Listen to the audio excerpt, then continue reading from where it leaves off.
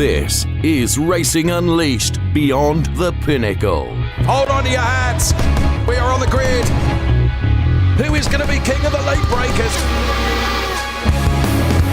Excellent onboard shot. Michael Spiegel is throwing absolutely everything at this, including the kitchen sink. And he is a fighter, a warrior.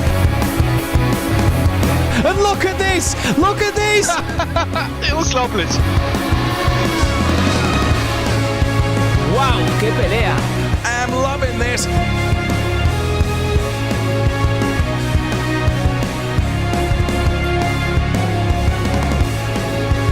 Take your hat off and give him a bow. He's already in the lead and now he can sail off into the sunset.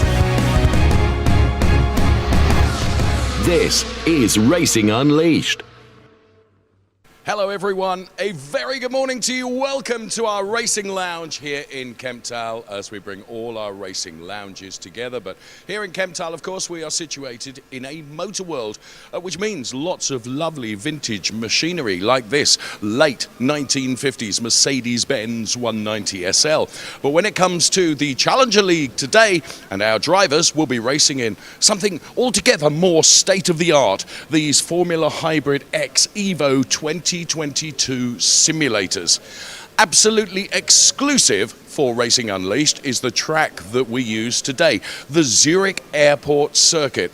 As I said, absolutely exclusive. No one else uses this track, only us, or rather our drivers from Racing Unleashed. They get to experience this wonderful circuit. It's very long, lots of demanding corners, and of course, therefore, is very demanding for our drivers today. To find out just a little bit more about this wonderful Zurich Airport circuit, we rely on one of our ambassadors, Mr. JWW, to give us a track guide.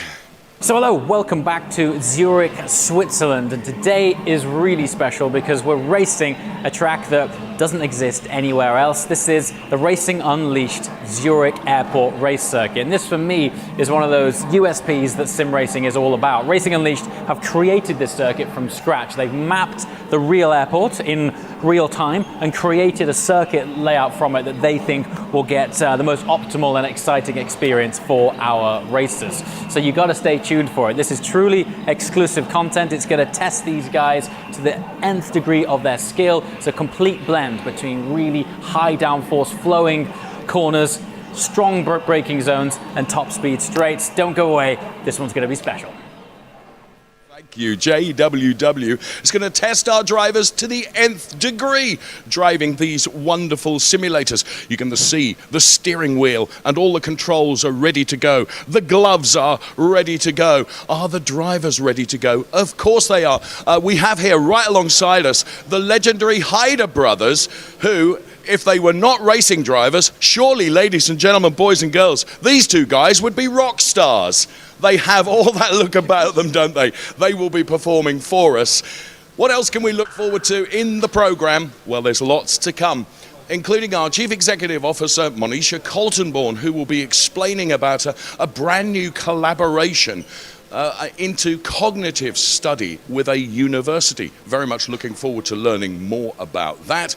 And of course, our fitness ambassador, the legendary Ralph Muller, is here with yet more challenges for us with regards to physical fitness to make us, well, not me, but to make our racing drivers as fit as they can possibly be, which gives them just the edge when it comes to racing. And talking about racing, all season long, it has been really splendid. Cannot believe that we're at event 9 of our 2022 season. What happened last time out? Well, it was the Circuit de Catalunya in Barcelona. Let's take a look. Green and go for the race at the Challenger League here in Catalonia, and it is a great start from the front row from Michael Fry, who's already come across to defend from Fabian Vettel. Down to turn 1, and Vettel squeezes up his inside, backs out of it, doesn't make the move stick, but really forced an error. A few drivers very, very wide there, and all through turn 1 and 2, absolutely squeaky clean, and Fry stays out in front. Look at Pletcher and Yannick Schmidt, who's that wide? I do believe Yannick Schmidt all over the gravel on the exit of turn 3. He's had a massive off in the background and demotes himself right down the order. What a start for Mr. JWW. Your timing screens do not lie. He's in P11 from 20th on the grid. He's had a fantastic launch in these opening few corners on the back of Fabian Vettel, with Yannick Pletcher late on the brakes and nearly running into the back of him. Here is Mr. JWW. Andrin Kiefer and Joshua Hader side by side into turn 1. Oh, contact made, and Sinan Demirbas will take every opportunity he gets given to him. Here is Tiziano Caponio on the back of this train behind Fabian Vettel, and he's trying to stay in that slipstream of the car in front. Will he look to make a move into turn 1? He pulls out now. He looks up the inside at turn 1. Easy as you like. Job done for him. Now Vettel, once again, you see in the cars, snake-like move down the straight. Vettel makes his 2 manoeuvres. He now sticks to a line, defends Jinx left. Pletcher though commits to the inside, and that is it. Job done. You bet your bottom dollar it is. And Yannick Pletcher, great manoeuvre over Fabian Vettel. He's into P2. He can now head after Michael Fry, who's 4.7 seconds up the road. Now look at this train. Vettel defending from David Seed. Ciro Zambra's trying to get involved in this. Seed trying to hang it around the outside of Fabian Vettel here then. Can he get it done? Will he stick the nose up the inside? Yes, he does. Brakes a little bit too late. Does that force Vettel even wider? He's got good pace. Let's hope that's the case. And oh no, late on the brakes from Tiziano Caponio, and taps Fabian Vettel and spins him round. This man, who was 12 points behind David Seed today, really needs to get into these points, and we're halfway through this race. We're over halfway through this race, and is that a desperation dive from Demirbas? A little bit of contact, nothing too aggressive. Past Georgiev he gets. Oh, a big wiggle from Pletcher. Valverde just gets his run compromised by tapping the rear and has a mid-corner snap. And this then could make David Seed with a double slipstream down the start straight. He's already pulled out on Valverde. Yannick Pletcher comes back to the left. David Seed, he's going to squeeze through the middle. And what a move this is from the Spaniard. Can he hold it? On the outside of 1, inside for 2, bounces off the curb and pushes Valverde into the gravel. And back comes Yannick Pletcher. What an absolute masterclass from him. Now Valverde, late lunge again. No contact made, and is that job done? I think it is. He forces Yannick Pletcher wide. David Seed can't come through, and what a move from Marcus Valverde. And Ciro Zambra then, what a drive from him. He takes the race win. P3 for him, and a very good job for Marcus Valverde. There is Michael Fry being presented with his second place medal as well, and a very, very happy man. And Fabian Vettel, a high five, and the medal for Ciro Zambra. And what a job for him. Absolutely loving that. Round of applause from everybody. And for Ciro Zambra, P1. Yannick Pletcher, Tiziano Caponio and David Seed picking up penalties, with Sinan Demirbas moved into 10th. And penalties for Fabian Mayer, David Reusler, Andrin Kiefer and Valentin Georgiev. Mr. JWW bringing up the rear in 21st. And the championship standings, Ciro Zambra takes the lead from David Seed, with Sinan Demirbas in contention. And the bottom half of the field sees Michael Fry up into P11, with Antonio Rivoli down in 20th place.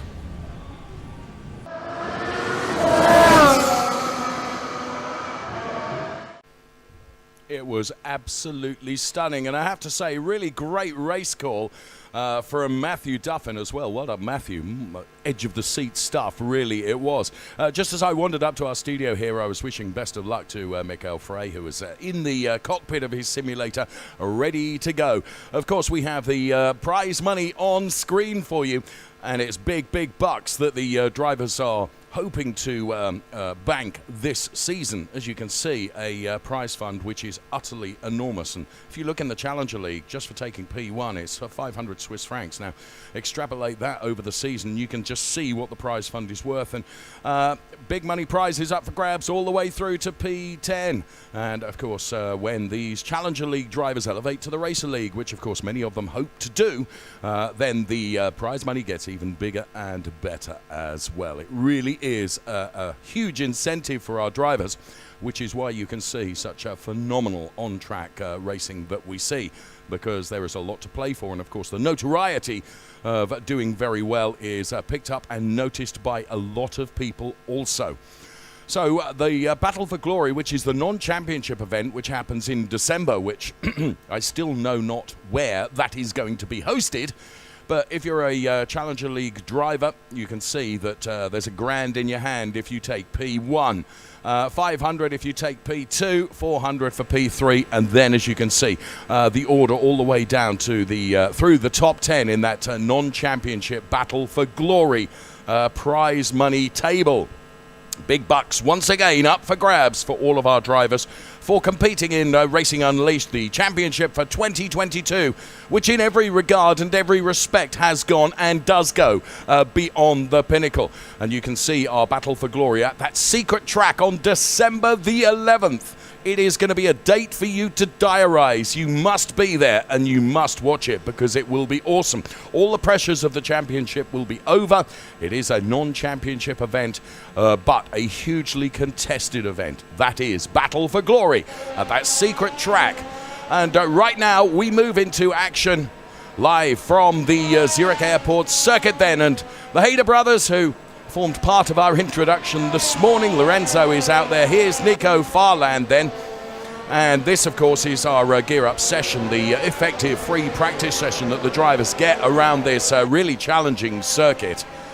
And this gives them the opportunity to be out there. Musacchio in strife, already running wide, but getting it back, facing in the right direction on the tarmac, as we can see.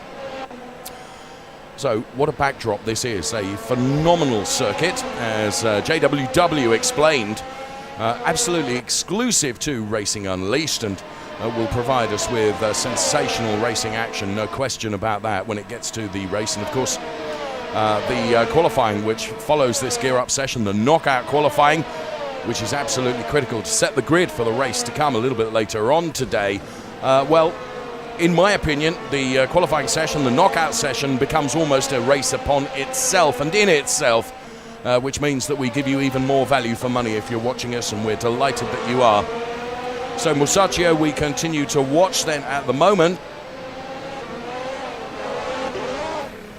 As I say, got it back pointing in the right direction. And Nistino, who I spoke to earlier on, whose English is not so great, it has to be said.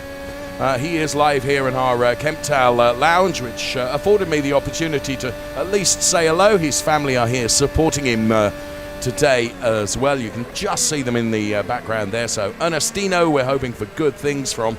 Currently P5, now relegated to P6. It's meaningless though, because this is just the Gear Up session. Do not be alarmed. Andreas Koch then, we can see now. He's situated in our calm lounge. Little bit of oversteer there. You can see the back end of the car just stepping out a little bit. And we have just over 6 minutes of this Gear Up session remaining, allowing our drivers to get their eyes in. As Tobias Meyer then, in all sorts of strife there. There is Tobias inside the simulator, gets it all together again. He's in our lounge in Munich. Of course, all our lounges come together for this wonderful competition that is Racing Unleashed. What a great community we have of really, really top talented drivers. Guzman Miguel. Guzman, I hope I'm pronouncing that correctly. He, of course, is in Madrid. And there you can see the full focus inside the simulator, as he currently is third fastest in this Gear Up session. Position 3, you can see all the graphics that are contained around the halo there. You can see exactly what gear the driver's in, the speed, as you can see, approaching 280 kilometers an hour, 290 we just touch. And this is Ciro Zambra then. What a star Ciro Zambra is. There's no question about that, because Going into this round, he currently leads the Challenger League by 2 points over David Seed. It's a real ding-dong battle going on at the top of the points in the Challenger League between Zero Zambra and David Seed, and don't rule out Sinan Demurbis and Marcus Valverde as well. Still points up for grabs. Of course, we are reaching the sharp end of the championship, and here is Zero Zambra then. Currently P1, not only in terms of championship points, but P1 in this gear-up session as well. So he is in our Zurich lounge, and you can see being well supported, and here comes David Seed then. Do not bet against this man. He is predatory and awesomely quick, and he is in Madrid. You can see just how these wonderful Formula Hybrid X Evo 2022 simulators really recreate the bumps across this Zurich Airport circuit. Really challenging track indeed, and Sinan Demurbis continuing on his way in this gear-up session. Where has the time gone? We're into the final 4 minutes. Here's Sinan Demurbis then. Currently running P3 in the Drivers' Championship and running P3 in this gear-up session as well. Has just taken a look at the inside here, but discretion the better part of valor, because it is only the gear-up session, the free practice session. You can see the aircraft in the backdrop, because we are using this circuit created exclusively for Racing Unleashed here at the Zurich Airport. So Marcus Valverde then, who is P4 in the Drivers' Championship and is a lowly P17 in this gear-up session. You can see he's got a couple of cars ahead of him, so he's mired in traffic here. Needs to find his way past those cars if he can.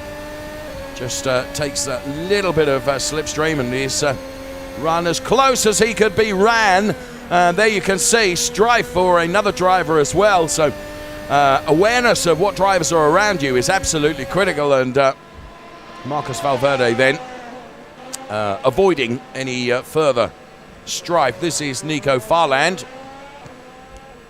You can see from the graphics, or you could see from the graphics on the left-hand side of the screen, who was P1 and P2, and this is Nico Farland, currently P5 in the Drivers' Championship, and finding the curbs and what impact and effect the curbs have in terms of unsettling the cars.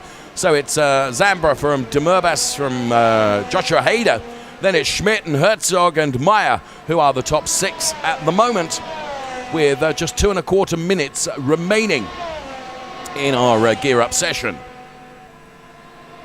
So Zero Zambra then doing a very, very good job and proving his dominance as he takes yet another couple of tenths out of his previous best time during this session. Here's Borja Zazo. So he has got a train of cars ahead of him. Now, of course, during the race, Borja Zazo will be hoping that following his knockout qualifying session that he'll have a train of cars behind him, because he'll be hoping to qualify way up the order. We will see. Currently he's running P7 in this gear-up session. This is Joshua Hader then. King of the late breakers there, Joshua. So the Hader brothers, who have delivered so much entertainment for us during the course of our 2022 season. They are absolutely wonderful, emotive brothers, and love their racing and love the competition. You can see Joshua there is just trying to buy himself a little bit of space, some tarmac space to be had. Zero continuing to lead with a good 2.5 tenths over Sinan Demurbis, and then it's Joshua Hader, who is P3 at the moment. Matthias Overkirk then in calm. As you can see, really there's not a moment, as we heard from JWW earlier, you know, there's hardly a moment to take a breath around this really demanding circuit, which remains exclusive to Racing Unleashed, and we're into the final 30 seconds or just under of this gear-up session. Side by side, we'll see plenty of that during the course of the racing to come. During the day here, we are with the Challenger League drivers for Racing Unleashed. And at the moment, at the top of the chart, is this young man, Ciro Zambra. Ciro having done and doing a good job. Sinan Demurbas, though, getting closer, is within 2/10 of being on terms with Ciro Zambra. So, Zambra, Demurbas, then it's Hayder, Farland, then Lorenzo Hayder, then Thomas Herzog, then it's Meyer and Schmidt, and Yannick Pletcher, P9, with Machas Dalla Rosa running in P10. And that's the way it looks. Here it is then.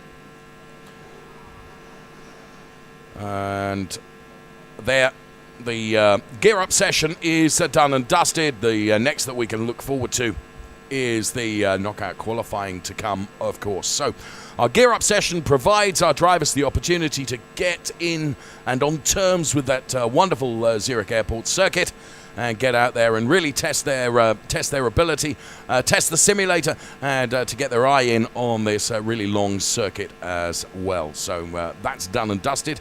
We have got the gear-up qualifying, the gear-up FP session is done. The knockout qualifying is, of course, to come. And how the knockout qualifying works, allow me to explain. Basically, you line up or you come out of the pit lane in your championship order. So that means if you're really, really riding high in the championship, you'll be starting right at the back of the pack.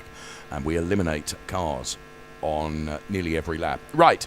So Ciro Zambra then currently leads, as I mentioned earlier on in the program, by 2 points over David Seed. Then it is Sinan Demurbas, who's on 96 points and steadfast in that P3 position, with 22 ahead of Marcus Valverde, who's running P4. Then it's Nico Farland, just a point behind Marcus. Then it's Lorenzo Hayder in P6, before Tiziano Caponio, Yannick Pletcher, Yannick Schmidt, and Julian Machas Dalla Rosa. They are the top 10 drivers in terms of the Challenger League. And then we see the next page, which includes Michael Frey, Thomas Herzog, Andre Kiefer, Borja Zazo, Tyler Klausch, Dario Apa, who is P16, Jason Plasig, Fabian Meyer, Joshua Hayder down there in P19, and Antonio Rivoli in P20, with Jason Ferrati, Ronnie Hettinger, Anthony Josef Lendorf, and Stefan Julmi, Sven Nussel, Piers Meyer, and Luca Keller, rounding out the entire ranking for our Challenger League drivers who are racing for us today at the Zurich Airport circuit. This is Racing Unleashed as we go beyond the Pinnacle with all of our fantastic drivers. Let's take a really in-depth look right now at the Zurich Airport circuit.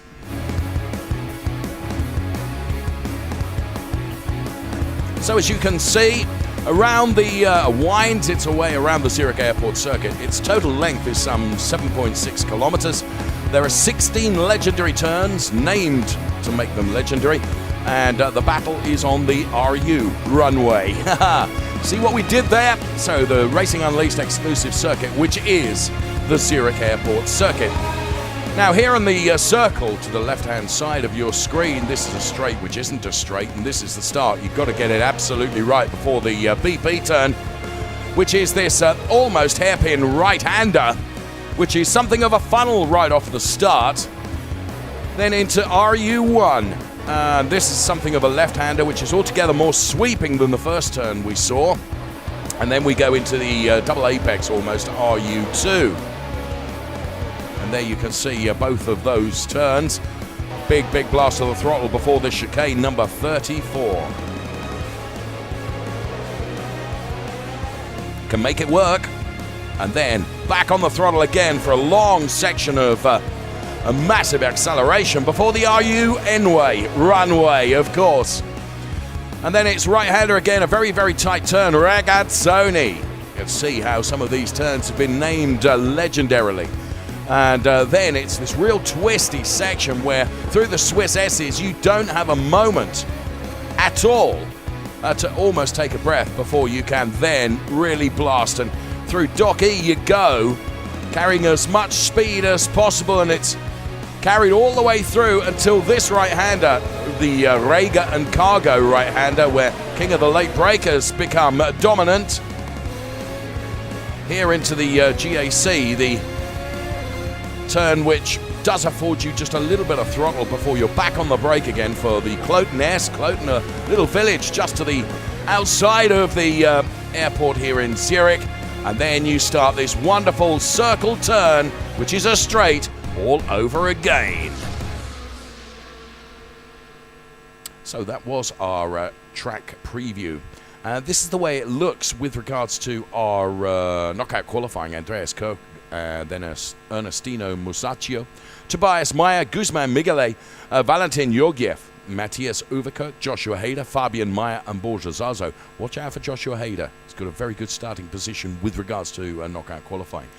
Then it's Thomas Herzog, Mikael Frey, Julian Machas de la Rosa, Yannick Schmidt, Yannick Pletcher, 2 Yannicks together there, Tiziano Caponio, Lorenzo Hader, Nico Farland, Marcus Valverde. And then, of course, we get into the very back of the pack with Sinan Demurbis, David Seed, and Ciro Zambra.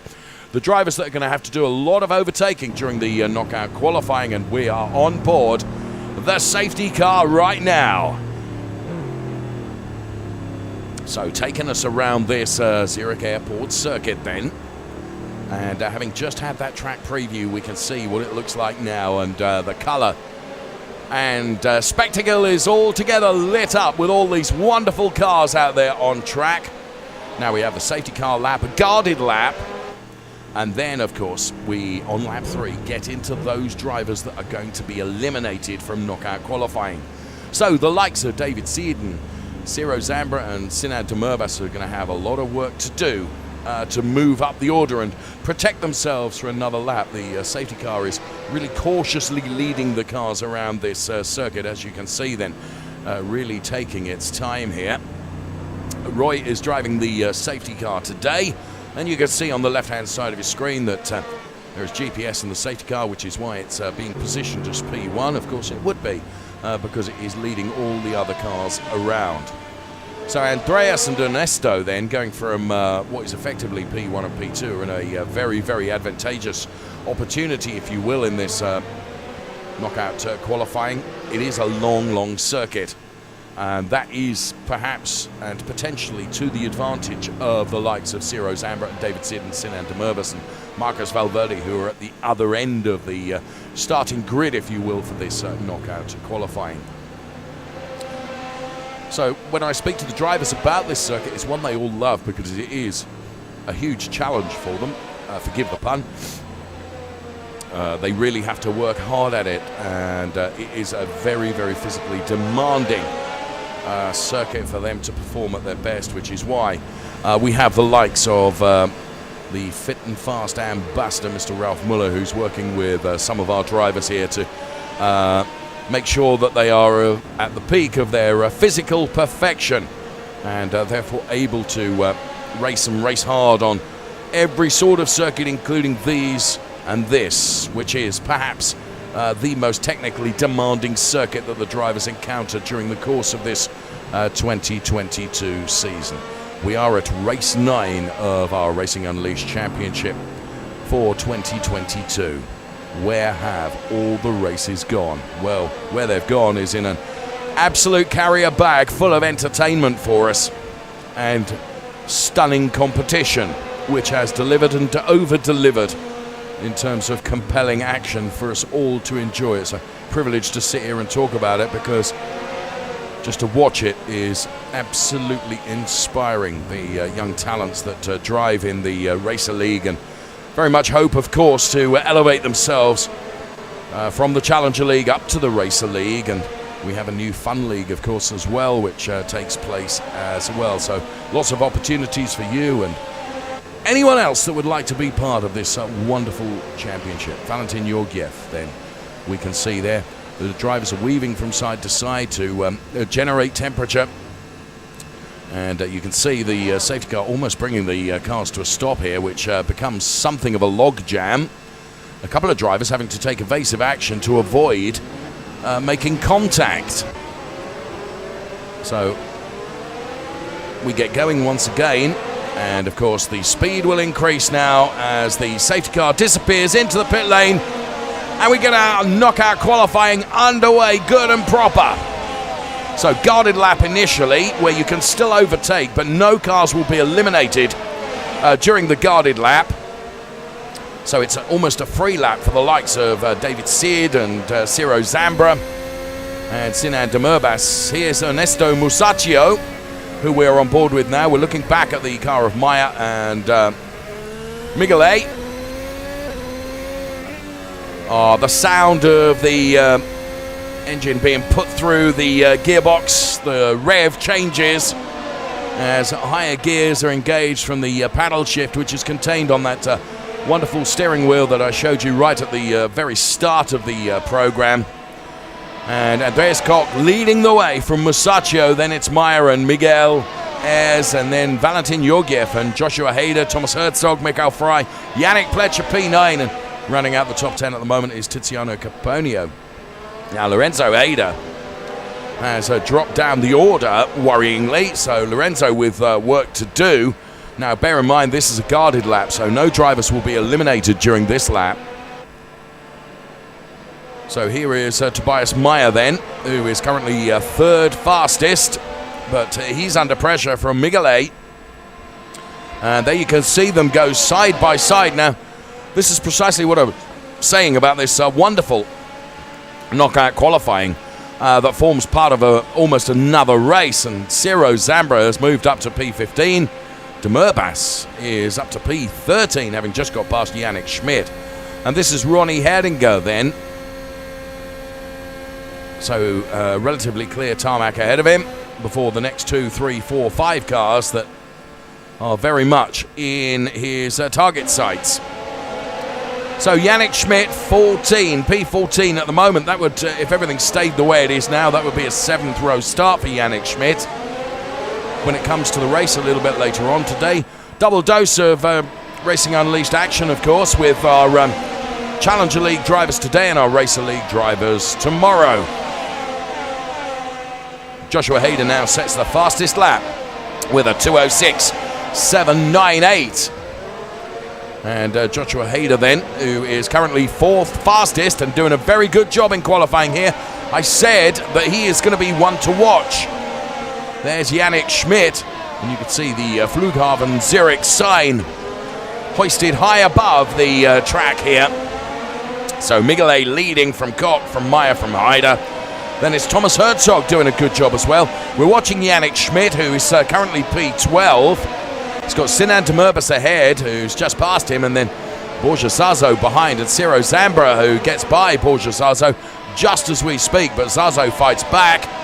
And Ciro Zambra in strife now because he's dropped down the order, and David Seed is ahead of him now, and David Seed is fighting hard with Borja Zazo for the P14 place, which would be a 7th row start. So those in danger of being dropped out are Uwe Kirk and Lorenzo Hader. Unbelievably, didn't expect to see Lorenzo in the threat of elimination in the early stages of this knockout qualifying. So David Seed then making good on his promise and proof as to why he is P2 in the Drivers' Championship. And our championship leader, Ciro Zambra, at the moment is running P15. So David Seed with Nico Farland in his target sights now. So Nico Farland, who himself is riding high in the Drivers' Championship. Nico's in P5. Here is Lorenzo Hader then. And Lorenzo with cars to get by. Lorenzo Hader then in Kemptal. Here we saw them earlier on the start of our program. Here's Matthias Uwe then, who is currently P21. And there is Matthias, and you can see Lorenzo Hader is disappearing into the distance ahead of Matthias as we speak. Now, let's see just how difficult it is to absolutely nail every turn on this Zurich Airport circuit. Marcus Valverde now sets the fastest lap, and Marcus is down there. We're at P16 at the moment as Yannick Schmidt has pitted the car according to the graphics on the left-hand side of the screen. So here is Marcus Valverde, then clear tarmac ahead of him, which in this knockout qualifying is not advantageous necessarily because you need to get by cars to elongate your appearance in the knockout qualifying for as long as possible. Borja Zazo, P13. Ahead of him is Ciro Zambra and David Seed. David Seed is chasing down Julius Machas Dalla Rosa. at the moment, although David Seed's rearview mirrors are full of Ciro Zambra. As Ciro Zambra we can see as we follow Borja Zaza gets right alongside David Seed almost. This is Yannick Schmidt. P20 at the moment, which means Yannick Schmidt is in the danger zone. There he is, keeping an eye on everything that's going on around him, and you can see that he's got no likely prospects of overtaking anything ahead of him because he's so far behind. So Yannick Schmidt, with clear tarmac, is able to set some very, very fast sector times, but he's a long way down on Lorenzo Hayder, who we can see here, and Lorenzo Hayder still trying to get on terms with Fabian Mayer and Ernesto Musacchio. Thus far has not been able to do so. So it's P9 and P20 for those drivers at the moment, as Borja Zazo is under threat here from Ciro Zambra as they go side by side. Inside line for Zambra. That should be enough for him to go through and pick up that P12 place, but Borja Zazo keeps his foot in. In the end, though, it was all futile because he loses out on a place and then runs very wide and loses out on another one as Joshua Hayder now sets our fastest lap. It's Nico Farland that has gone through on the inside. Or just a little love tap there from Borja on the back of Nico Farland. So David Seed now into the top 10. Marcus Valverde sets the fastest lap as the tyres really reach their perfect operating temperature. You can see the lap times are coming down, and Lorenzo Hayder with a 2:03.752. And here we go, almost three abreast into the left-hander here with Borja Zazo continuing to be very aggressive, and Andreas Koch losing out there. Marcus Valverde also being able to go through at the same time. So we've lost two drivers and we're about to lose another two. Who are in the drop zone now? It's Ernesto Musacchio and Fabian Mayer then, who are running P17 and P18. Those are the drivers under threat. It's been an absolutely brilliant drive from David Seed and also from Ciro Zambra, who are both into the top 10 now, and you can see that Ciro Zambra is not done with this. A little mistake there from Valentin Georgiev plays into the hands of Ciro Zambra. Guzman Miguel then, who is P1, and he's a second and a 10th ahead of Josh Hayder. So Joshua Hayder then, who's currently running P2. And that's how the front row would look if everything stays the way it is at the moment. David Seed now chasing down Yannick Pletcher as Ciro Zambra with Valentin Georgiev. What a battle this is between the two of them, and Machas de la Rosa trying to buy into it as well, as Ciro Zambra does go through and now can put the chase on to David Seed. We're live with Ciro Zambra with that lovely split shot. You could see him hard at work in the simulator, and also really see how the inputs inside the simulator relate to what the car looks like out on track. So he's some distance down on David Seed now. Yannick Pletcher is steadfast in P7. Here's Fabian Mayer. So Fabian is currently running P18, make that P17. So Fabian is not so far away from potentially being eliminated here. So on board with Fabian Mayer around this full chat flat straight, which isn't a straight, which is the circle here at Zurich. If you fly into Zurich Airport, you cannot help but notice the circle here at the Zurich Airport, which of course contains one of our racing lounges, as Andreas Koch finds himself in strife and in the gravel.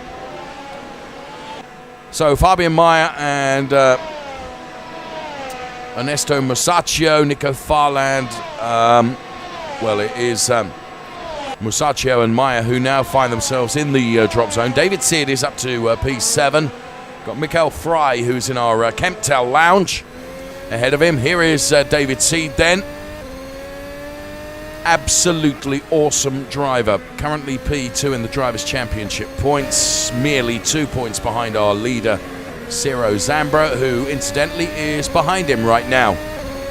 Ciro Zambra running in that P1 position in the Drivers' Championship points. This is Mikael Fry then. You can see Mikael has got Sinan Demirvis ahead of him, but he's a long way ahead of him. Matias de la Rosa gets by Yannick Pletcher. Yannick Pletcher tries to come back on the inside. Thus far, has been unable to do so, though. So, Matias de la Rosa stays in that P9 position. Well done, Julian. Good overtake on Yannick Pletcher. So, Julian targets the car ahead of him now. And that car is the car of Ciro Zambra. Being a hard one to overtake. Thomas Herzog, who very quietly has been going about his knockout qualifying, finds himself in P3. Very good qualifying from Thomas Herzog. He is part of the Fit and Fast program with Ralph Muller, which I was alluding to earlier on. Here's Tobias Meyer then in the drop zone.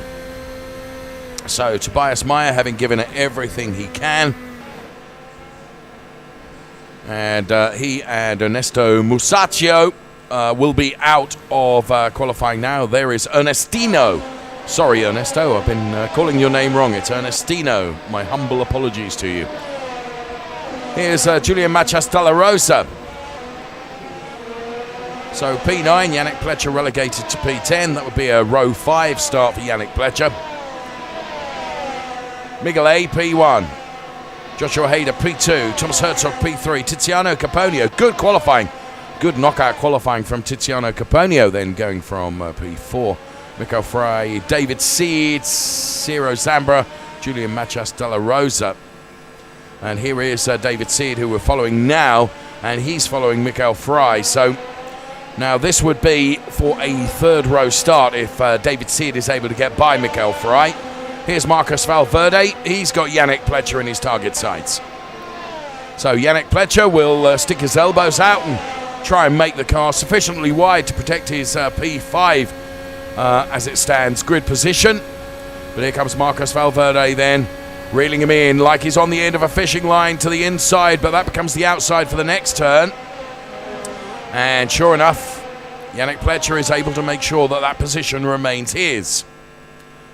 So Marcos Valverde and Yannick Pletcher side by side, and as I said, it's what makes this qualifying, knockout qualifying so compelling, because it is like another race. We've got 14 cars still running, which means at least another 14 laps to come in our knockout qualifying of this long and arduous circuit. Here's Valentin Georgiev, who's currently running P14, which does mean he's in the drop zone, and Nico Farland also in the drop zone as well, as we go past some of the buildings, and you can see the disappointment from Nico Farland. He clearly felt that he was worthy of a higher start than where he has eventually ended up. So he will have overtaking to do during the course of the race to come. So Ciro Zambra that we look at now. Currently P7, David Seed is P6. So very, very good showing from both of those drivers in this knockout qualifying, being able to overtake the cars and drivers that they needed to elevate themselves and put themselves higher up the order to give them the most advantageous starting position when it comes to the race to come a little bit later on. Guzman Migueles then, or Migueles, haven't spoken to him yet, and I'm sure he will correct me when I do, because at the moment he is in that fantastic position of leading this qualifying. However, mistakes like that are not going to help him. So Josh Hader then goes through, or does he, to pick up this P1. A little battle between the two of them here. So Hader now relegated back to P2. And here is Joshua Hader then. You can see how determined he is. He's squeezing. In fairness, he had a line there, and Guzman really encroached upon it, in my opinion. Oh, I am so glad that I do not form part of the race control panel. Because it's very, very difficult. David Seed now setting the fastest lap, and that's coming perhaps a little bit later on in the session than I would have expected. So David Seed now, P6. It's going to be a danger man from there, but Ciro Zambra right behind him, P7. So 7.6 kilometers of tarmac, this Zurich Airport circuit. Yannick Pletcher out. We got a brief shot of Yannick, and there is Borja Zazo. Discussions going on about their performance during this knockout qualifying, with Julian Machas Dalla Rosa and Marcos Valverde next, then the next two drivers to appear in the drop zone. It's like the floor of the simulator opens up and spits them out at the end of the lap. And no drivers want to be in that position now. Machas Dalla Rosa has got the opportunity to protect himself here, but he has got to get by Mikael Fry, who is ahead. Now he's close enough to be able to do something, just 4/10 down, but it's notoriously difficult. Make that 3/10 now as he's closing in and riding on board, and you can see he's leaving Marcos Valverde. Here comes Julian Machas Dalla Rosa then to the inside, but that becomes the outside for the next turn. He's got to hold the speed, and this is where Mikael Fry comes back. Absolutely brilliant stuff during our knockout qualifying then, promoting this overtaking potential and opportunity that we absolutely love in Racing Unleashed. So Mikael Fry breathes a small sigh of relief and wants to round this lap out, as Julian Machas Dalla Rosa has certainly not given up on fighting and attacking here, doing absolutely everything he can. A really valiant effort at trying to get by the car ahead of him, but unfortunately he has probably not done enough, and that means that he will be eliminated. But great moves. And here's Sinan Demirbaş then, who's P5, and Marcos Valverde, he is out of the knockout qualifying. Sinan Demirbaş now with Tiziano Caponio ahead. And Sinan Demirbaş we watch now with Tiziano Caponio in that P4 place, which would mean a row 2 start. Joshua Hader, P1, with a margin of 2.5 seconds, very nearly over Miguel A, which is a very good showing indeed. Then it's Thomas Herzog with another good qualifying, P3 for Thomas Herzog. We're getting to the final 8 laps of this because we have just 8 drivers remaining. Mikael Fry, Ciro Zambra, David Seed, Sinan Demirbaş, Tiziano Caponio, Thomas Herzog. Then it's Miguel A and Hader, P1 and P2 at the moment.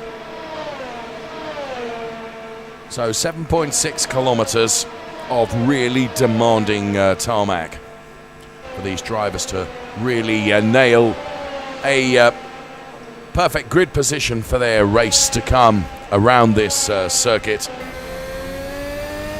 On board with Tiziano Caponio, who is currently P4, not really encroaching too much on Sinan Demirbaş, and Thomas Herzog does get a little bit closer through that sequence of turns. And here's Mikael Fry then. See how hard it is through the twisty, turny Zurich Airport circuit, as we're about to lose Ciro Zambra and Mikael Fry. Look how the simulator really elevates under braking. This is Tiziano Caponio now. It would, if everything stays the way it is now, it would be a second row start for Tiziano Caponio with Thomas Herzog, and then you can see, I mean, Joshua Hader has just disappeared into the distance. What a brilliant knockout qualifying performance from Joshua Hader. So we have the final 6 drivers remaining in our knockout qualifying. We are live with Racing Unleashed and our Challenger League drivers during this knockout qualifying session. Sinan Demirbaş is P5, David Seed P6, and it's those two that will be knocking out next. And David Seed and Sinan Demirbaş then, bearing in mind that they were coming right from the back of the pack relatively, surely they'll be pleased with their performance. having made their way up to the P5 and P6 positions. And there you can see the leading Joshua Hader simulator, and that is what the car looks like out on track at the moment, with a very, very good margin over Miguel of some 3 3/10 seconds ahead. So built a really good and comfortable margin. Looked menacing during the knockout qualifying and has really made it count. So too, and credit to David Seed then, who, as I mentioned, like Sinan Demerbus, moved up from the very, very back of the pack as they enter the circle straight now. And Sinan Demerbus and David Seed will be, I would think, quietly pleased with their efforts, because they had to do an awful lot of overtaking during the course of that knockout qualifying phase. And there you can see Sinan Demerbus is completed, and so too is David Seed. So it's the final 4 showdown between Tiziano Caponio, Thomas Herzog, then it's Miguel and Hader. And if I'm honest with you, the margins between each of the top 4 drivers as such, I don't necessarily, unless a mistake is provoked, I don't necessarily see this order being changed somewhat. So there is Tiziano Caponio. Let's go on board with Thomas Herzog then. Very quietly gone about his knockout qualifying and doing a good job and putting it into that P3 position. So a second row start for Thomas Herzog. Very good driving during our knockout qualifying. And here's Tiziano Caponio then.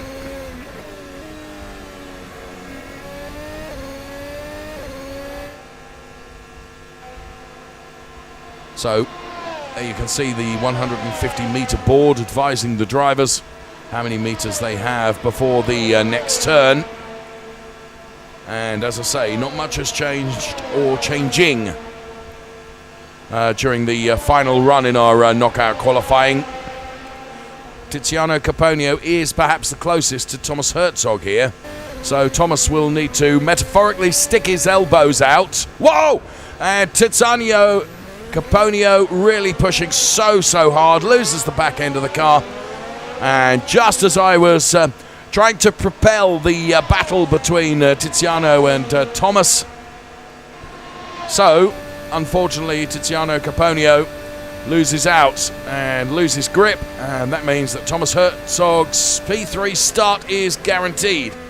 Now, very often Thomas will be driving here in the Chemtal Lounge today, preferring Zurich, and that's where he is. So we lose Tiziano Caponio and Thomas Herzog, and there Tiziano, in efforts to try and get on terms with Thomas Herzog, didn't quite make it work. Guzman then, who has done a very good job in qualifying and our knockout qualifying, but is some 3.5 seconds down on Joshua Hader. Bouncing around the really rather uneven in places surface of this Zurich Airport circuit. It's going to be a P2 start, which is one to be really proud of, truthfully. See how much speed and acceleration accelerator they carry to the very last possible moment before braking for the right-hander, which then becomes this sweeping left-hander into another right-hander. And Joshua Hader, what a performance. What a great drive. Absolutely brilliant stuff. Finds himself with 3 3/4 seconds over Miguel then. And we track Joshua Hader then, who has done a great job in this knockout qualifying. And finds himself in that P1 position. Pole, of course. And he'll be jolly pleased about that, given that Joshua's down there sort of back end of the top 20 in terms of points, which really belies his extraordinary talent. But of course has, there he is, he's proven that today and is about to prove it for the final time, as you can see the smile, and Lorenzo right behind him then, giving it all the emotion as his brother nails P1. And there you can see the raw emotion Absolutely brilliant stuff. And they are both live in our Pinnacle lounge. And brilliant to see that raw emotion from that knockout qualifying, which, as always, and I love it, and I accept that sometimes the drivers don't agree with me, but I just think this qualifying setup that we have in Racing Unleashed is unbeatable, because it gives us another race, truthfully. And of course the real deal race is to come a little bit later on as well. And in that race, it is going to be Joshua Hader going from P1. Tantalizing prospect. Thomas Herzog doing a very good job as well, coming in P3. Of course, we'll bring you the complete classification in due course of who did what during qualifying. And the top 3, I am being told, are under investigation. So, watch this space as the story will continue to unfold in Racing Unleashed. Great thing is that in Racing Unleashed, everything is absolutely steadfastly fair. Firm but fair. We have a wonderful panel of stewards who take a look at everything that went on. Let's take a look at some of the highlights right now, though. Well, highlights or lowlights depend upon how you look at it here. Well, spinning like the proverbial top there, you could see, and this is on board with Yannick Schmidt, and it was just a little innocuous nudge from Yannick Schmidt. Mikael Fry, well, he was steadfast in that position and not for moving. And Fabian Meyer then, well, it was Fabian Meyer that made contact, but Fabian Meyer losing out as well. And Tobias Meyer, what a save that was. And Valentin Georgiev was also involved in the action as well, of which there was plenty, and it came thick and fast. Julian Machas de la Rosa doing everything he could to try and put himself ahead, but ended up losing a position as a consequence. So there you can see that so much going on during the course of that knockout qualifying, which is why our stewarding panel, which includes the legend that is Carl Wendlinger as a driver representative and ambassador for Racing Unleashed. And there you can see to the very right-hand side of your picture is Fabi, our cameraman. But in the white shirt there with the pit perch is Carl Wendlinger.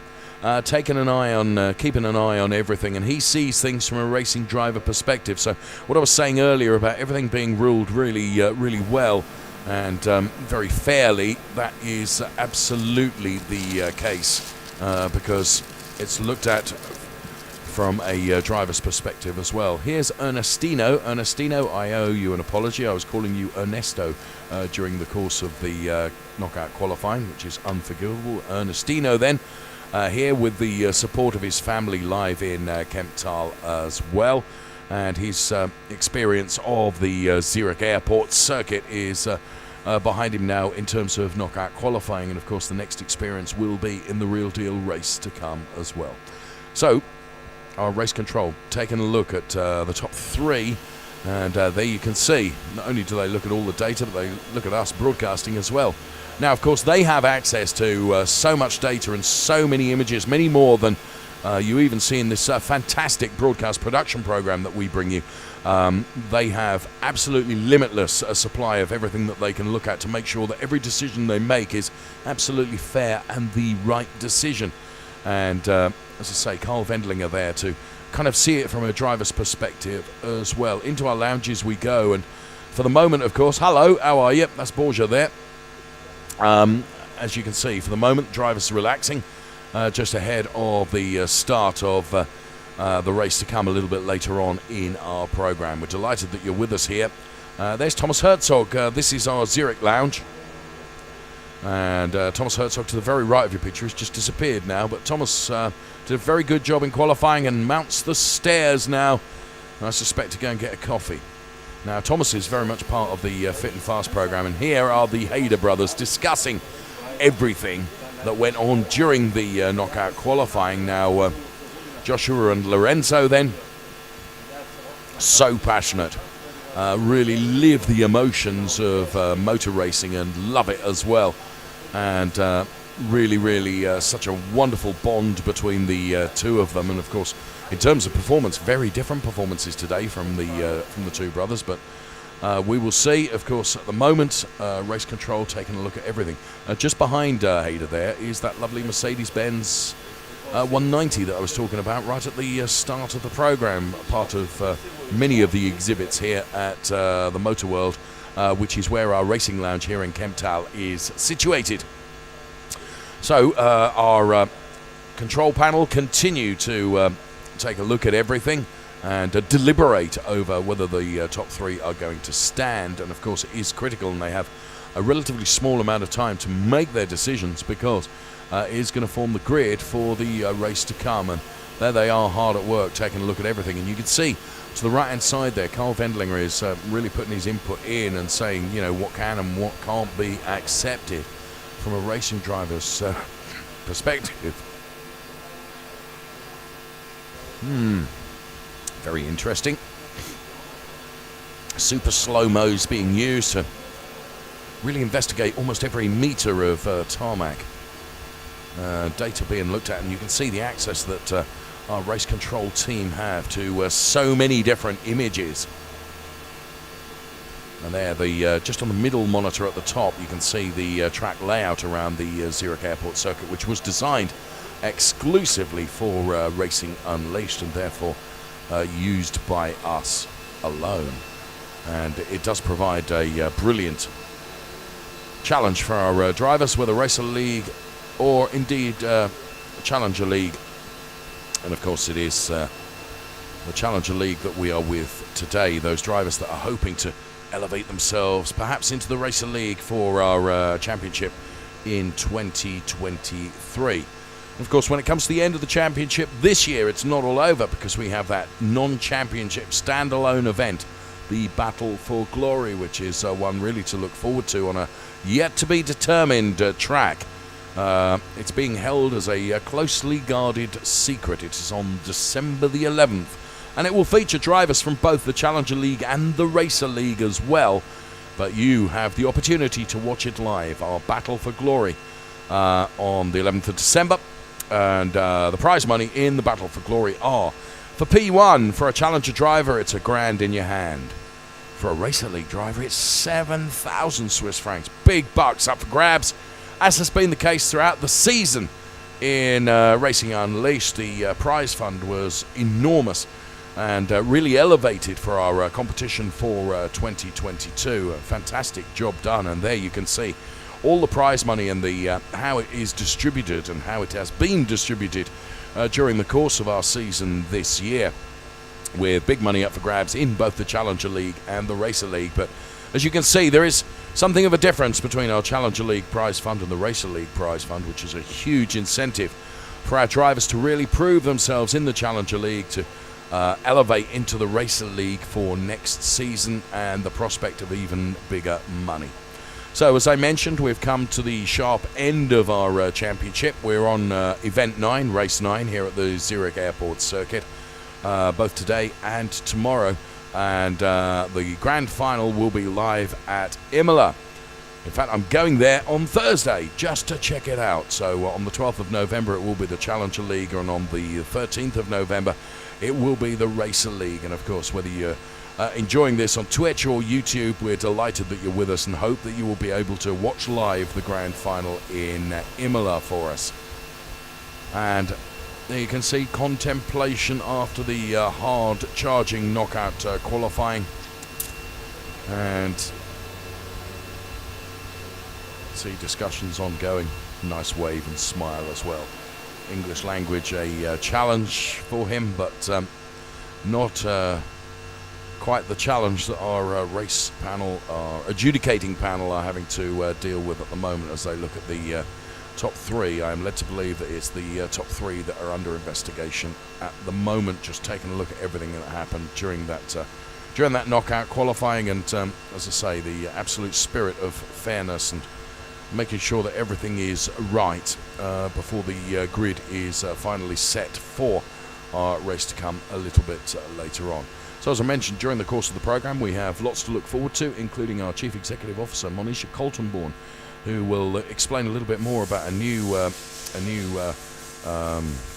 collaboration, if you will, with a university, looking at various things there. And of course, Ralph Muller, our Fit and Fast ambassador, and the program Fit and Fast will be checking in with Ralph, who has yet more and even more ambitious challenges for us with regards to our physical fitness. All our lounges together, of course. Today, they are here in Kemptal, also Zurich and Madrid and Munich and Calm. Now, I mentioned during our knockout qualifying that, of course, we're focusing on the Challenger League today. The Racer League will come tomorrow. But we also have Fun League as well, which you can join.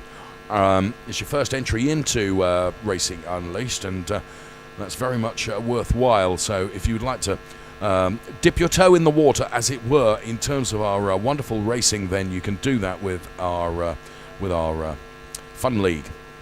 And so the deliberations continue. The prize fund that we've talked about exceeding over 200,000 Swiss francs this year. And the simulator that the guys drive is the Formula Hybrid X Evo 2022. It was new for 2022, as was so much during the planning and preparation for Racing Unleashed for 2022. The cars featuring a completely new livery and a wonderful new racing format that we have enjoyed as well across what has been an awesome season. And I remember having many discussions with the drivers about the knockout qualifying, which was not liked by everyone, it has to be said. Now, I don't want to read too much into this, but my journalistic influences are that if the Hayder brothers are taking a look here, that I wonder whether we have got to the point where pole position is being debated. So there you can see both Lorenzo and Joshua then taking a look at the images and taking a look at the discussions going on. Now, of course, our race control panel are left to do their job, and the drivers don't influence that in any way, shape or form at all. But there you can see it is all being looked at the moment. And, well, we have an opportunity, I think, to have a conversation with Thomas Herzog in just a moment. You'll forgive the graphics on the left-hand side of your screen. I am not Matthew Duffin. He's better looking than me, but the best looking of them all, complete with his hairstyle, which has been done for aerodynamic efficiency, is Thomas Herzog. Thomas, hello. I know you can hear me, and I hope that I said that you seem to be very quiet during that knockout qualifying, just going about your business. And if memory serves me, pitching it up to P3, which will be a second row start for you. You must be thrilled with that. Yeah, I'm absolutely thrilled, especially after my long summer break. I missed the last two races, and yeah, it was pretty unexpected that I am on pole now. So yeah, let's look what I've got today. Well, for whatever reason, Thomas, for some curious reason, I cannot hear you, but I'm sure your answer was as articulate as it always was, and of course, with the brilliant starting position that we hope that you have, then it gives you a good opportunity in the race. So hopefully you could hear Thomas Herzog. If I couldn't, it kind of doesn't really matter because I'm not important. But thank you for taking it. He's pointing at me now as if to say you are important, Dave, and we know I'm not. So that's Thomas Herzog then, who was one of the drivers who did very, very well in that knockout qualifying, and many congratulations, Thomas. Assuming it all stays the way we think it is, and we look forward to seeing you in the race. Now, Thomas Herzog is one of the drivers that takes part in the famed Ralf Muller Fit and Fast program. And Thomas has really benefited from that. And I've had many conversations with Thomas off the air and saying, look, does it really make a difference, as a racing driver, if, you're at the peak of your physique? And he said, absolutely it does, Dave. I cannot tell you. It really does make a difference. So there you are. Proof is in the pudding, as they say, and not too many puddings being eaten by Thomas Herzog as he continues his Fit and Fast program with Ralf Muller. And that's why he's in a position, potentially, that he is of P3, because he's a very fast and very talented driver, who, of course, will also be hoping to be in the Racer League when it comes to 2023. So I can see from my studio position here in Kemptal that our race steward panel are still looking at everything, and no decisions have been finalised quite yet. As soon as they are, we will bring you that information. Of course we will. So as I said, we reach the sharp end of the championship from here. And this wonderful Zurich airport circuit, we'll head off to the Imola circuit next, and that will be for our final round of our championship in 2022. But of course it's not. Okay guys, here's something special for you. Planks are one of the most demanding bodyweight exercises. Try to do the correct execution so that you don't injure yourself. Let's go into a lower position. Make sure elbows and shoulders are in line. Keep the neck long and the nose pointing to the floor. So go a little bit more down. The butt is in line with your lower back. Important also the stomach, that you really flex it. Start the exercise by first lifting on one leg at the time. Repeat 3 times for around 30 seconds. What we're waiting for is the pain that comes. Pain comes, then we keep it a little bit longer. 5 seconds, fantastic, and that is our plan. Go for it. Racing Unleashed. That is how we do it. Let's move on. This is Racing Unleashed Beyond the Pinnacle.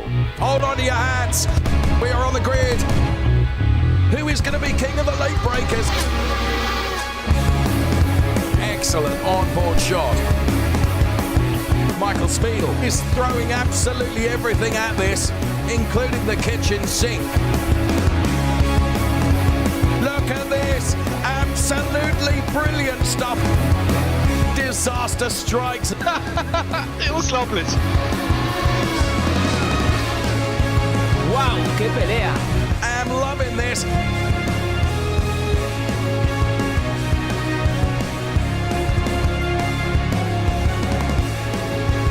Take your hat off and give him a bow. He's already in the lead and now he can sail off into the sunset. This is Racing Unleashed. Welcome back then to Racing Unleashed. Here is the grid then, and we've got Andrin Kai for P21 and Joshua Hayder in 22, and I think we can grab a word with Joshua. And Joshua, are we going to be a bit more behaved in this one? We're going to stay out of trouble. Please repeat. Are we going to make sure we stay out of trouble in the race for this one? I try to be in trouble this race, yes. Sorry. Well, good luck. Thank you. So Andrin Kai for P21, Joshua Hayder P22 there then. P20 is Tiziano Caponio and Silvan Prillo. Can you hear me now? 19th place. Ja. Ich höre mich doppelt. P18 is Astrid Vollenweider and Tyler Klausch in 17th. Then all these drivers get fully prepared and fully focused. Can you hear me there? So then P16 getting a towel and making sure the sweat is wiped off the rail. Fabian Meyer in P15, and I believe we can get a word with Borja Zarzo. Borja, what can you do in this race? I don't know, I'm trying to give my best, so I think I can get my position back because I lost some positions on the qualifying, so I try to do my race, my best. Well, we wish you the best of luck, Borja. Thank you so much. All smiles and all focus from every driver on this grid. Fabian Meyer lining up in P15 then on the grid as well. P14 goes the way of Michael Fry. And Julian Machas de la Rosa in P13th place. He's ready to go for this one. As we head into the top 12 now, and it's Thomas Herzog in P12. He's just making sure he knows what he's got to do. Hugo Pinto in position 11 in Madrid. Make sure the gloves are on, they fit nice and well and not too harsh on his hands. He's got a very long, tricky race coming up in this one. Top 10 then, and it's Ciro Zambra, the man who will start in P10, and I believe we can get a word with Ciro Zambra. And Ciro, race winner last time out, what can you do this time? Yes, I will give my best. You know, the knockout quali wasn't the best, I couldn't get into the flow, but I will just race and try to get into the flow now in the race and gain some positions. hopefully score a lot of points today for your championship. Yes. Best of luck. Nice. Best of luck, buddy. Thanks. And in P9 then, Tobias Meyer lining up with him in our racing lounge in Munich, and he looks fully focused on the job he's got at hand.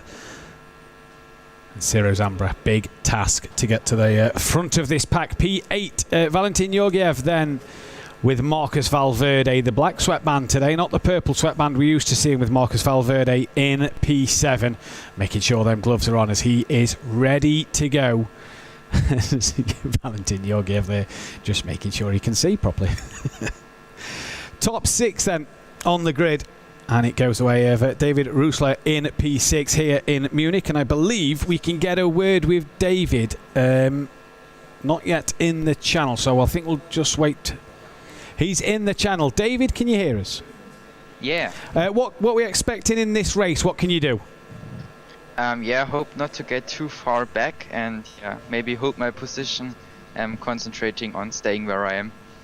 Your first race start here at Racing Unleashed, is it a top 10 finish what you want? Yeah, of course I want it, but let's see how it goes, and I'm happy with any result. Well, wish you the best of luck. Thank you. And David Seed there, head just tilted down. A lot of work to do for David Seed today in P5. He's got to make sure he finishes ahead of Sinan Demirbas for this championship, coming to the back end of the season, and he's got a lot of work to do. Sinan Demirbas then, hopefully he's not asleep and he wakes up for the start of this race, because he's got a lot of work to do in P4. And we've got Sven Kusel to talk to in P3. And Sven, your first outing as well here at Racing Unleashed. Top 3 start. What can you do in the race? I hope I will finish in the points, and let's look. A podium, hopefully the best thing, or just points? Just points. Well, we wish you the best of luck, buddy. Thanks. And then your front 2, it didn't change from the original order. It will be Nico Farland in P2 and Ruiz Oscar lining up on the front row as the graphic changes. Now there is Nico Farland and Ruiz, who sat P1. A thumbs up from behind in Munich of Nico Farland. He's ready to go. And let's head to the fast facts now of Spa-Francorchamps.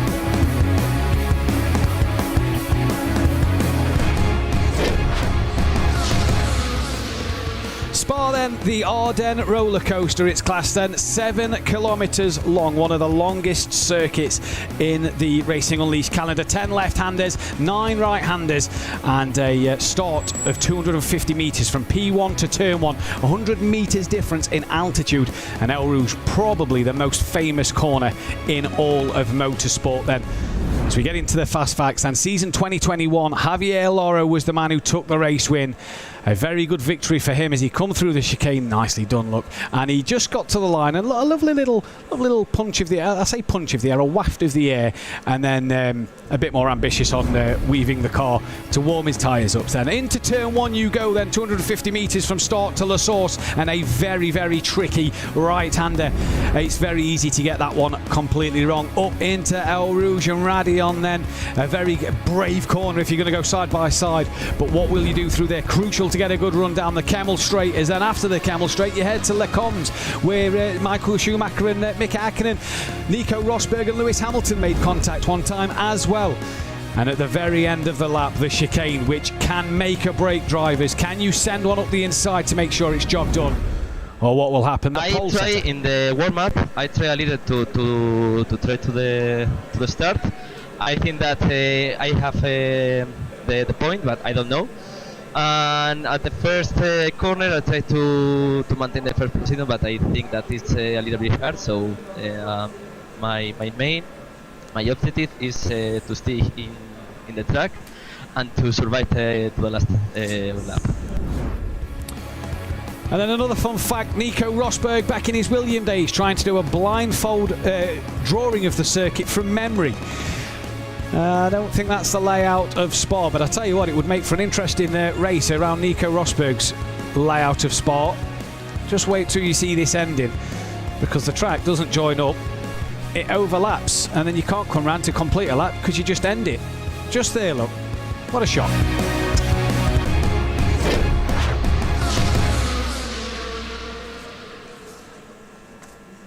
And that then was your Fast Facts ready for race 7 here in the Challenger League this afternoon. And a very warm welcome back to everybody here to Racing Unleashed, where we go beyond the pinnacle here for 2022. Hope you all had a good lunch and enjoyed the highlights of Brands Hatch. But there are red lights on now. It's a long hold. It's green and go for race 7 here at Spa, and a great start from the front runners. Everybody in the midfield equally sort of packed out and bunched up, making sure they all get into turn 1 as safe and out of it as possible. Everybody through nice and cleanly. That's what we want to see. Now down the straight towards El Rouge we go, and this is a crucial corner. Cars just bouncing off the wall up El Rouge. There's still drivers side by side. People having to get out of it there then as they come through. That was a car sideways at the top of Radion, and who is that dropping down the order? That is Tobias Meyer on his debut down to the back of the pack. Nico Farland though out front has taken the lead of this race, and Zarzo's got himself up to P14. Pinto and Matias De La Rocha having a great battle, as well as Sylvain Prus here trying to make up some ground as that is a car off, and there's another one just gone off out the right hander, bouncing off the wall. And who is that dropping down? That is Mikael Fry, who has gone down the standings, as well as it was the leader. In fact, it was the race leader. Ruiz Oscar is down to P20. So what has happened to him at the start of this race? And Nico Farland leads this one then from Sylvain Prus on his it's Sven Kusnel, on his first outing. David Seed is ahead of Sinan de Murbas then in P3 and has got the jump there, and that is a big wiggle from Sven just in front of him as Nico Farland is pulling away. Sinan de Murbas on the back of David Seed. He's got to try and stick with him. Where is Ciro Zambra? He's already made up good ground. He's up into P6 with Marcus Valverde just behind. But for Kusnel here, he's got David Seed on the back of him, and we know David Seed, he loves to make a late lunge up the inside. Will he do so at the chicane? Hugo Pinto here, you see down in P9, he's trying to make a move, and that is on Georgiev round the outside. Later on the brakes, he dares brake latest, and will he keep that inside line? Georgiev makes sure he gives it in very tight, and he doesn't get the run out the chicane he needed there. And Pinto down towards turn 1, he goes still behind Georgiev. He'll have to look to the inside. A late cut to the inside though on board Hugo Pinto, makes the apex and gets the job done there on Valentin Georgiev. And now Georgiev under pressure from the car behind him as well. I say car behind him, they're side by side, and Georgiev tucks in as Pinto coming up towards El Rouge. All these are brave in the background. Up over Radion they come down the Camel straight now, and Pinto up into 7th place, can set after the drivers in front. Matias De La Rosa though has got himself alongside Pinto, and that slipstream down the Camel straight really is at an advantage, especially if you can get in the toe early on up through El Rouge. And a huge snap for Hugo Pinto there, sends him right round, and hopefully the other drivers can avoid him, and he gets going now. He was on the apex of the corner as he span around, and away he goes into the safety of the rest of the traffic then. But a big snap for Hugo Pinto just when he got himself into the points. Joshua Hayder, he's made up some impressive moves already. He's up to P12 from the back of the grid. On board him, fully focused and determined to get this one done. Look, a car just a little wide in front of him, and he's going to make sure now that he tries to get on the back of that car. It is Tiziano Caponio just in front of him, and for Joshua Hayder, he's had a fantastic start. He's getting 10 places in the opening lap and a half. What an opening lap for him. David Seed is into 2nd place with Sinan de Murbas up into P3 from Valverde, and then Ciro Zambra. And here's David Rusler on his first outing down in 6th at the moment. Here is looking back from Tiziano Caponio. Now back to Joshua Hayder, who is trying to get on the back of Caponio, but he's got Tyler Klaus just in front of him. And he's going to make sure that he can make the move. Here is Ciro Zambra then on the back of Marcus Valverde. Tiziano Caponio knows he's got Joshua Hayder behind him, and he has Klaus just in front. There's a queue of cars just in front here, and that is all on the back of Porsche Zarzo, who's had a good start to this race, 16th up to 8, so he's gained himself 8 places in this one as well. Julian Matias De La Rosa then on the back of the orange car in front, and look at the slipstream down the Camel straight up the inside as easy as you like, and that is P6 for Matías de la Rosa ahead of our debutant and David Reuschler, as Marcus Valverde has got past Sinan de Merbas then, so the current championship leader just struggling at the moment and loses out another place. Tiziano Caponio's got himself past Tyler Klausch, and that will mean that Joshua Hader will be after the back of Tyler Klausch now. But for Julian Matías de la Rosa, great pass using that slipstream to full effect. Now needs to find some 3 seconds to get on the back of Ciro Zambra, who is trying to hunt down Sinan de Merbas. Further down the pack then, Fabian Myers moved up to 17th place, with Astrid Vollenweider up into 19th now as well, and Tobias Meyer, another one of our new drivers, he's dropped down to 20th place. Then looking back from Tiziano Caponio, now looking forward from Tyler Klausch, and that is the car of Caponio in front, and in the rear view mirror you see Joshua Hader and co in the background.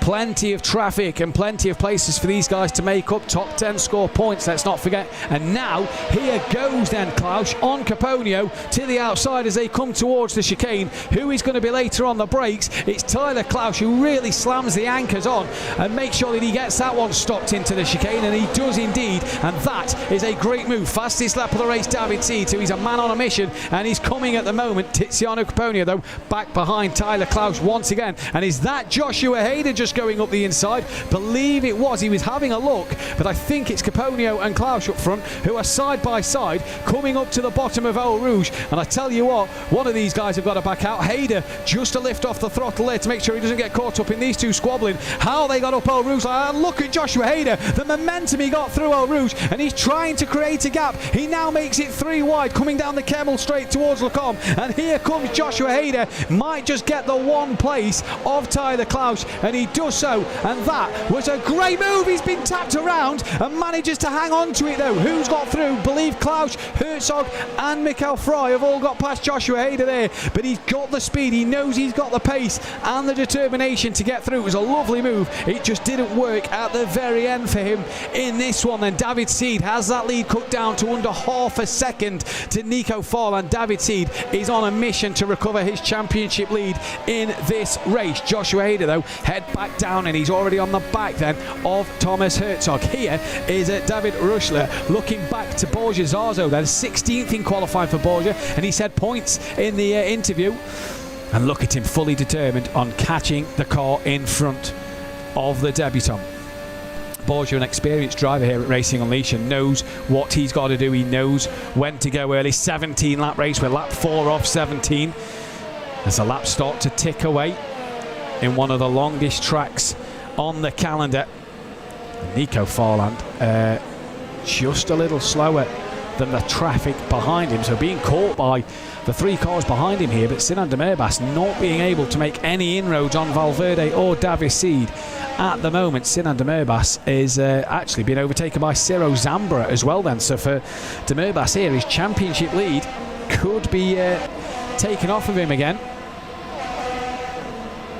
Borja Zarzo now up Eau Rouge. There's a couple of cars behind. That was Georgiev and Caponio as well, who up Eau Rouge, they've made contact, and a big incident into the wall of Valentin Georgiev and Tiziano Caponio, and that will promote several other drivers then.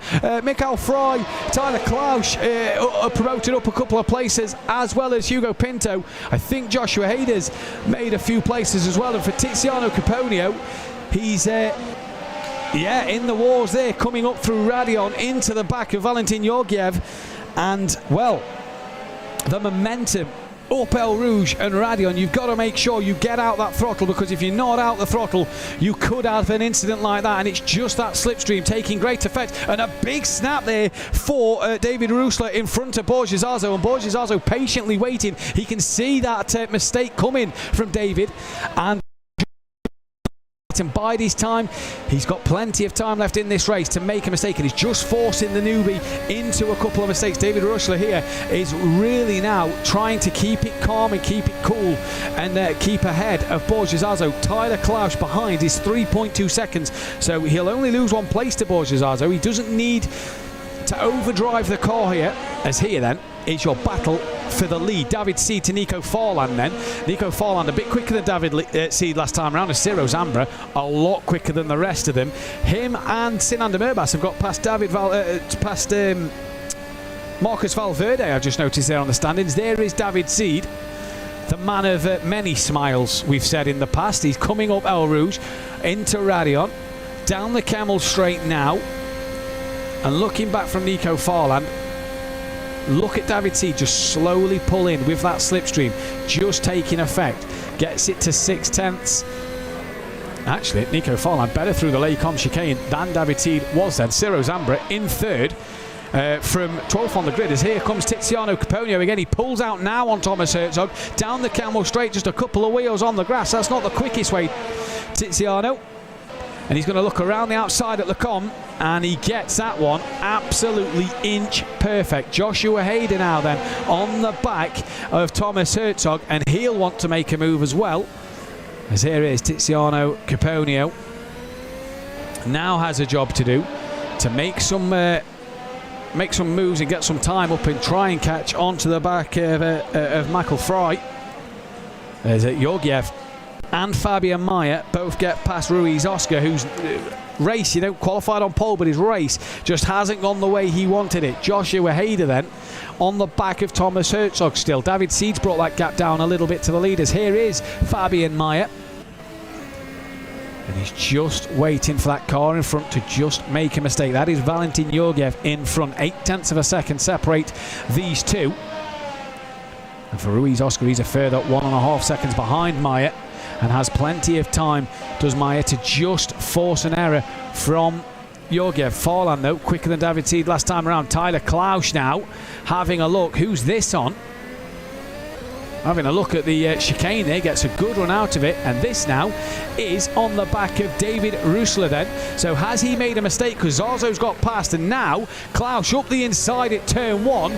Easy as you like, thank you very much. P8 for him, and Mikael Fry now on the back of a P10, of a P9, sorry. And for David Rusler, he's just dropping down the order a little bit. Has to try and stick with cars, and he's all over the place up the top of Radion there. And now getting that slipstream, doesn't need to. He's got the speed advantages. He pulls down the straight. Mikael Fry can see these two side by side, and how he'd love these two to maybe make a bit of contact into Lecom's, and it's as clean as a whistle, and through they go.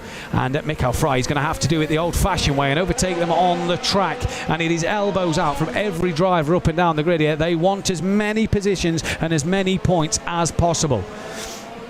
So Mikael Fry has work to do. Here's Thomas Herzog then. Loving the gear, green and black gloves on display there from the cockpit from Thomas Herzog. As down there towards the middle sector he comes. He's trying to get on the back of Joshua Hayder here then, who's still trying to stick with Tiziano Caponio. And for Herzog, just outside the points, as is Hayder and Caponio in a minute. They'll all love a couple more places to get within them points. Back to Fabian Mayer. Look at that, a very cool, calm, collected face from Fabian Mayer there. Just on the back, looks like he's out for a Sunday drive. He don't look like he's in a race at the moment with the facial expression. On the back then of on the back of Georgiev, and he's got closer. Here is Tobias Mayer then, P20 at the moment, and is 4.3 seconds off the back of Ondrin Kiefer. David Rusler then, he's under pressure from Mikael Fry and doesn't get the chicane right. Bit of a slow exit you see there, and Fry gets much better run. Now can Rusler defend that inside line into La Source? No, because Fry's going to try and switch it back, send it up the inside. Job done, P9. Tiziano Caponio next on Rusler's list then to defend from. As who's that making a move up the inside, around the outside? That is Georgiev and Mayer then, side by side, up El Rouge and through Radion. That is Fry, and David Rusler then, coming back at him he is, and wants that P9 back, and they are so close, and Tiziano Caponio is right with these two as well. Into Lecoms they come now. And David Rusler then gets that place back from Mikael Fry. So good job from him. Mayer has got past Georgiev on the standings as well. And David Seed has made no more inroads to Nico Forland at this stage of the race. Lap 8 of 17. So we're pretty much halfway through this race as well. And what a race it's been. There's been overtakes, there's been crashes, dramas all over. And your pole sitter is down in P17. Michael Fry then Another one that looks like he's out for a Sunday drive, just as cool as a cucumber in that cockpit, on the back of Reuschler and defending from Tiziano Caponio. Bit of a wiggle mid-corner there, misses his apex, but manages to get it right for the second ball, and that is a huge snap for David Reuschler there, and that puts him straight into the wall and will promote several drivers a couple of positions there. And Joshua Hader now on the back of this scrap of Mikael Fry and Tiziano Caponio within the shout of a point. Thomas Herzog's trying to stick with these as well, and for David down to P13 he goes, and it has not been the race that the newbies would have wanted, as David Seed still within 6/10, but Tiziano Caponio is going to try and break late over Michael Fry into the chicane, and they just make contact slightest bit, and Joshua Hader sees an invitation of Ruiz Oscar.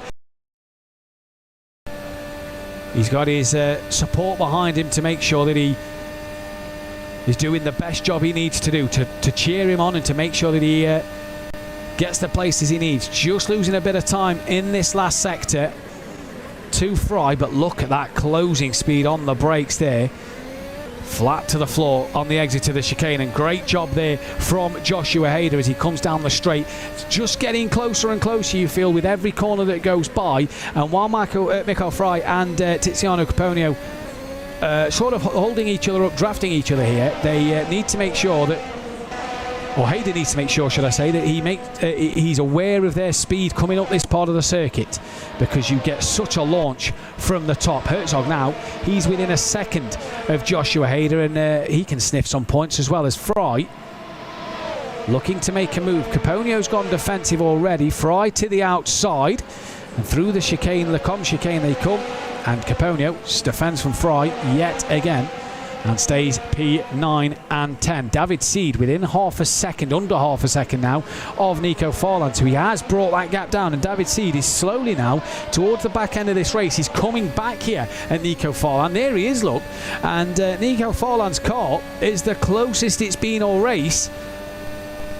And I wonder if David Seed will crack a smile if he manages to get P1 in this one. He's fully focused at the minute though, and look at him, just determined as ever. And that car, that slipstream, is really pulling him in here. Within 3/10 now, he's going to have a look up the inside. Brakes earlier, make sure he doesn't make contact with the car in front, and that all good from David Seed then. Down the straight they come to start lap 12. 4/10. David Seed was quicker on that last lap. Ciro Zambra gained 2/10 over Nico Farland as well. So he might be starting to come back into this one, especially if Farland starts to hold up David Seed. Joshua Hader then has got past Mikael Fry. He's into the top 10 now, is Joshua Hader, so a move done there. And David Seed now, the launch up the top of Eau Rouge and Radion in that slipstream, a 10th and a half. He's already committed to the inside, and Farland is helpless to anything here. And David Seed, look at though, Farland's coming back at him then. David Seed's reached the top speed, and Farland comes back at him, but he's on the wrong side and has to tuck in behind David Seed now. But he will have that benefit of a bit of slipstream. Needs to nail every corner, every section of this track to stick to the back of David Seed, who misses his apex at this next part of the corner. So that invites Farland right back in it here.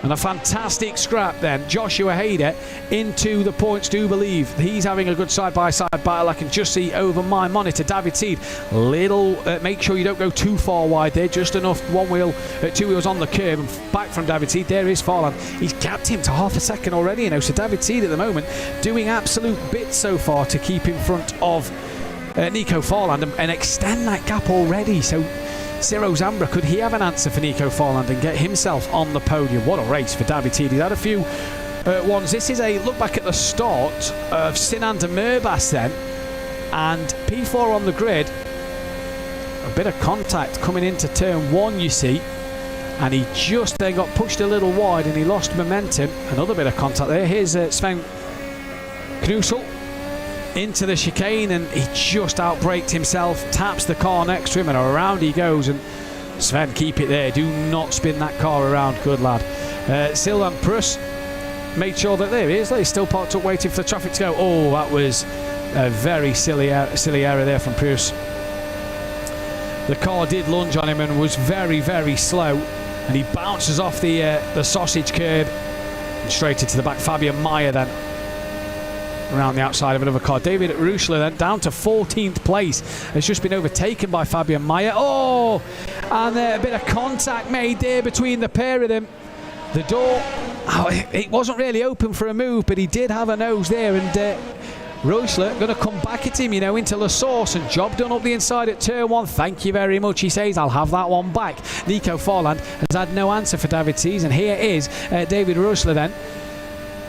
Fabian Meyer on the back of him, the slipstream up El Rouge and Radion they come for the 13th time in this race, and you imagine that Meyer's slipstream advantage that he's got is just going to carry him towards Lecombe, but he's going to be on the outside line here.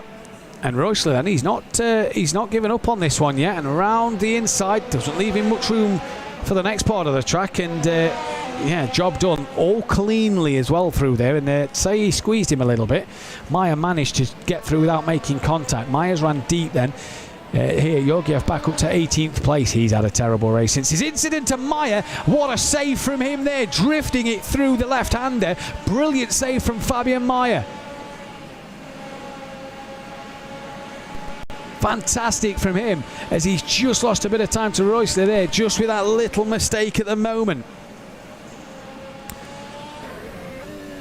Ruiz Oscar, your pole sitter in Madrid. He's got a bit of traffic behind. He's got a car in front. That had a bit of a wiggle, didn't it? And Oscar can look a little interested here. That is Hugo Pinto, the car in front, and Andrin Kaifer, the car behind. And for Oscar, not the race he'd have wanted on his first outing. He'd have wanted to make sure he got some points and got a job well done and come away with points on the board, but it's not to be for him at this moment in the race. Lap 14 of 17, David Seed has started. David Seed has checked out up front. He has gone.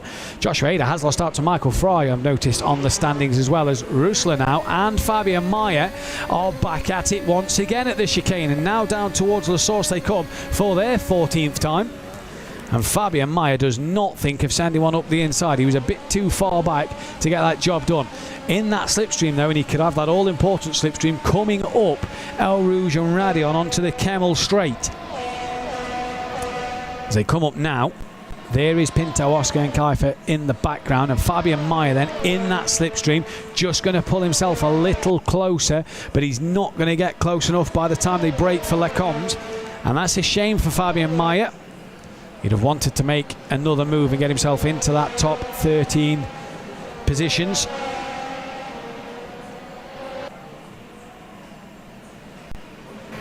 And he breaks very late there, and it just makes him run a little deep. But I tell you what, it's brought him closer to the back of David Roesler there then, and has really gave him some momentum. This is looking back from P13 David Roesler onto Fabian Meyer. And for Meyer, he's just patient. And that's all you've got to do in this. It's just patience, patience, patience. And Meyer not trying to push the error, as Ruiz Oscar here has got a car on his left-hand side. There it is in the rearview mirror. Peekaboo, he says, as Ruiz Oscar being attacked now. He was the attacker. He's now being... he was. As Andrin Kaifer completely runs wide and into the gravel, and now Ruiz Oscar on the back of Hugo Pinto has got a chance of making a move.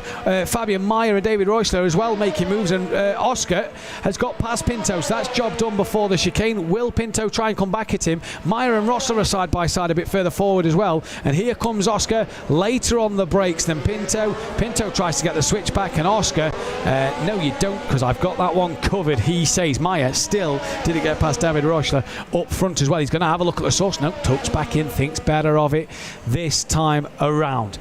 I'll tell you what, let's try and see if any driver's brave enough to do what Mark Webber did to Alonso a couple of years back at El Rouge. See if anybody's brave enough to go around the outside of that into El Rouge. Fabian Meyer wasn't, but he'll just get that run, and look at that. I tell you what though, by the time his car reaches the top speed, Roesler's going to be coming back at him at Lecombe, and he's the wrong side of him. You need to be doing what David Seed did, and that's getting to the right hand side of the car after Radion, because look, Roesler there just taps the back of Meyer and round he goes, and that then gives Meyer the spot. It also gives Oscar and Pinto an extra couple of places as well, and you have to say there for David Roesler,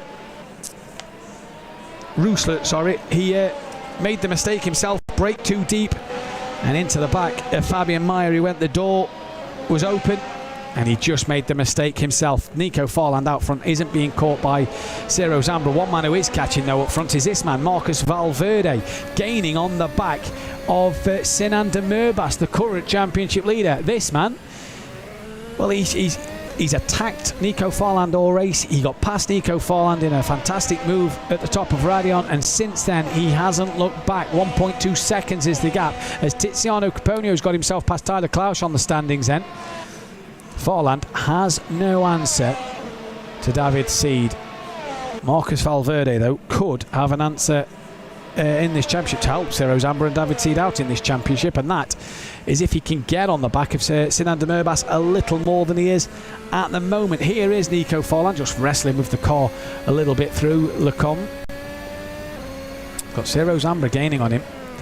But lap 16 or 17, Ciro Zambra's got to do the work now to set up a real attack on the last lap. 9/10 of a second is that gap, and he's got to make sure he really can attack Nico Farland. But he's got to be sensible in doing this, because any incident, you know, and if race control decide that it would be a penalty, if Ciro Zambra made contact with Farland, he could lose the podium altogether. Points mean prizes at the end of the day, and that's the big thing at this stage of the season. Podiums, get them in the bag. Let's not, you know, you've got to be clever and sensible when racing. Ciro Zambra then, here he comes on the back of Nico Farland, who's had great pace in this race. He's just lost out a little bit to other drivers. As Valverde within 0.3 of a second now of Sinan de Merbas then, and here he is with his entourage in the background. Valverde going around the outside at the little left-hand bend and up the inside into the bus stop chicane. And thank you, Mama, for the carrots, he says. Job done. And that is a great move from Marcus Valverde into P4. The top three all battling, and you have to say, as they start the final lap, Marcus Valverde has just got himself maybe back into this championship hunt a little bit. Sinan de Merbas then, he's in P5. What can he do? Can he come back on Valverde? I tell you what, he's just not had the pace in this race to stick with the top three, and now he's been passed by P4. He's not had the pace in this session as Sinan de Merbas, and it's going to cost him in the championship standings. He's going to come back at Valverde here, down the Kemmel straight. We say, though, I said a moment ago, you want to be on the right-hand side. He can't come across to close the door, and Valverde will just keep the nose in, and they give each other great respect there from the pair of them, and de Merbas gets the place back. Fantastic driving from him up into P4. And great respect, great racing from these two. And Valverde then has got to now try and fight with de Merbas for this final position, for this final fourth place position in this last half of a lap. And that's all he's got left. He's got 3.5 kilometres to make sure he can get this one done. And look at him, concentrated, needs de Merbas to maybe make a mistake, because Valverde's lost a bit of time to Sinan de Merbas here. P5 though, great result for Valverde. Might have to leave the purple headband at home from now on and bring the black one with him, because he's not had the best results recently, and a change of headband seems to bring a change of fortune for him then. De Merbas, to the end of this race, has maybe got the gap covered. It's going to take one heck of a lunge from Valverde to get this job done.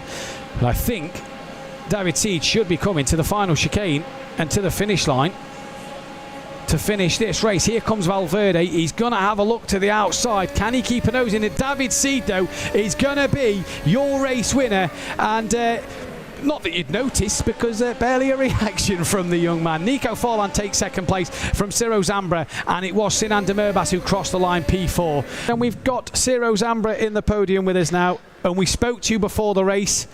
You said you was happy with the points. You've come away with third. Yes, I'm really happy with third place. It's a good result, but I couldn't catch up to Farland. He had a good pace there, maybe some laps more, and would have overtook him maybe, but it is what it is. Yeah, the top two seemed to leave you early on, and you managed to get that third place. Like you say, a couple more laps you may have had Farland, but you've got to be pleased with your work today. What?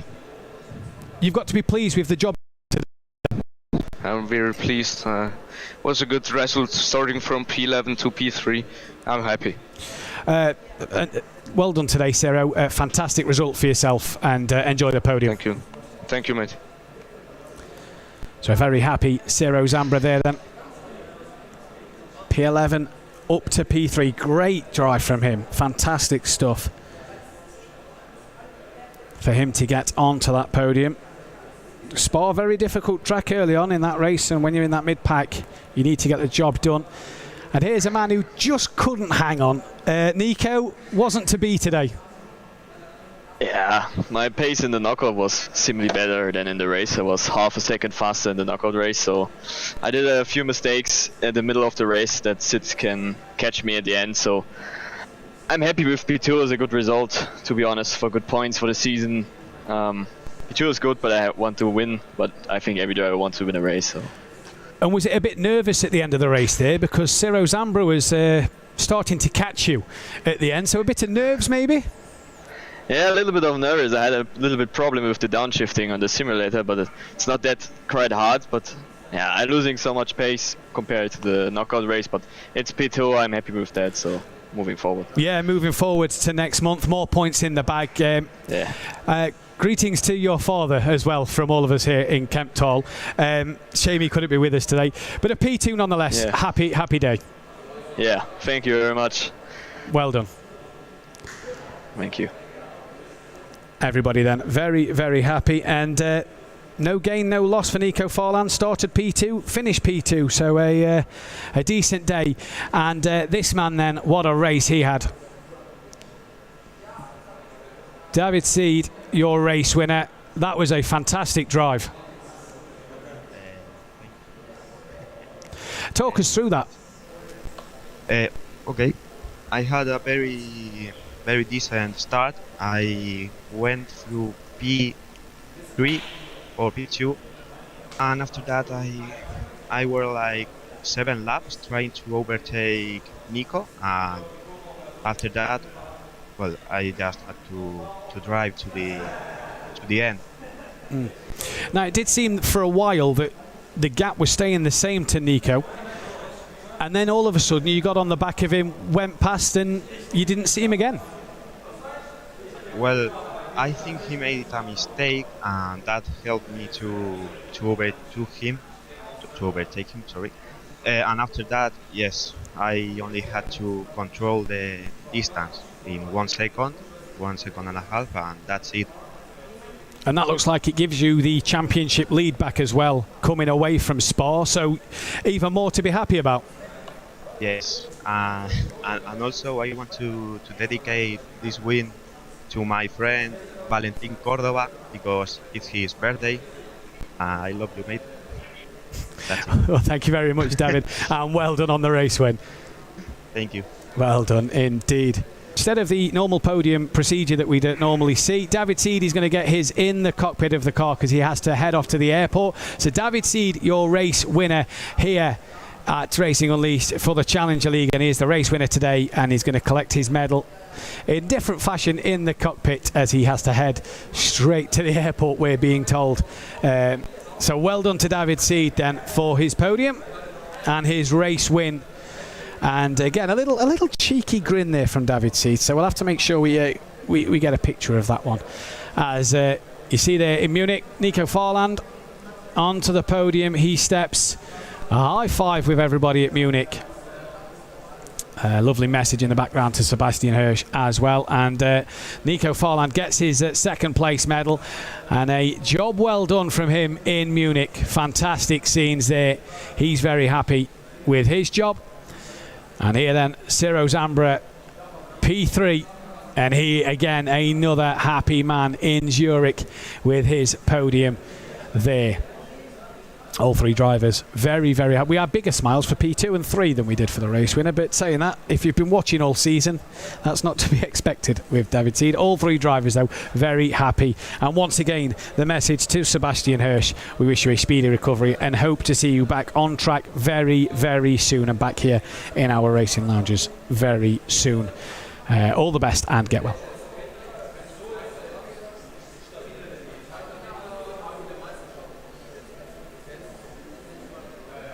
So there is your classification of your podium. Again, David Seed, your race winner from Nico Farland, and Ciro Zambra, second and third.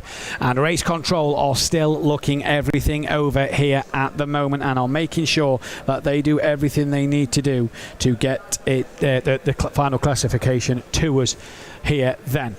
So the top three, all ecstatic, very delighted with themselves. And so they should be, really, because they had a fantastic day and will take home a lovely, lovely medal and a bit of prize money to go with it as well. Your final classifications then. David Seed from Nico Farland and Ciro Zambra. Sinan Demirbas and Valverde keep their top 5 and the top 10 stays the same. Into the second half of the page, and a penalty for Tiziano Caponio drops into 11th. Valentin Georgiev and Sven Kusnel down with penalties as well. And bringing up the rear, Astrid Vollenweider and Sylvain Prus with a penalty to his name. The challenger standings look like this. David Seed, Sinan Demirbas and Ciro Zambra, 20 points separate them, with Nico Farland in contention. And underneath the top 10, we have Thomas Herzog and Andre Kiefer on 21 points, and Joshua Hayden moves up to 18th place with 7 points. Bringing up the rear at the bottom of the table, Ronnie Heitinger on 4. Hi, my name is Ralf Möller. I'm the Chief Fitness Officer of Racing Unleashed. For esports, sim racing, physical and mental fitness is important. 30 to 60 minutes of exercises per day are important for your success. Use your bike instead of your car, or just take a walk. There are no excuses. Running, cycling, swimming, or gym. Just keep it going. So get fit and fast with a Gladiator. Racing Unleashed. See you soon.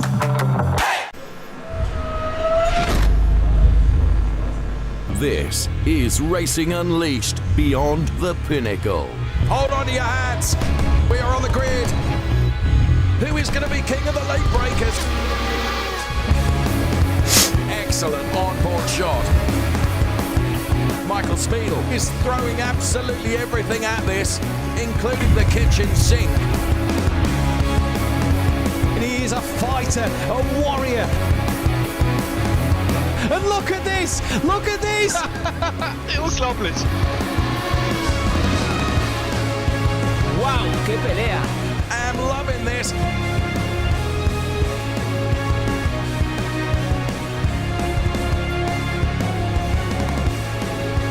Take your hat off and give him a bow. He's already in the lead, and now he can sail off into the sunset. This is Racing Unleashed.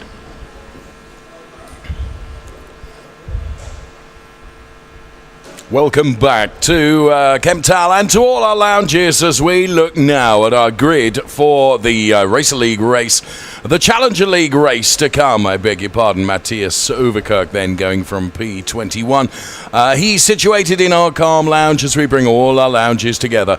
Welcome to our race from the Zurich Airport circuit. So as you can see, Matthias at the moment not in the simulator, but he will be very, very soon because racing action will get underway very, very soon.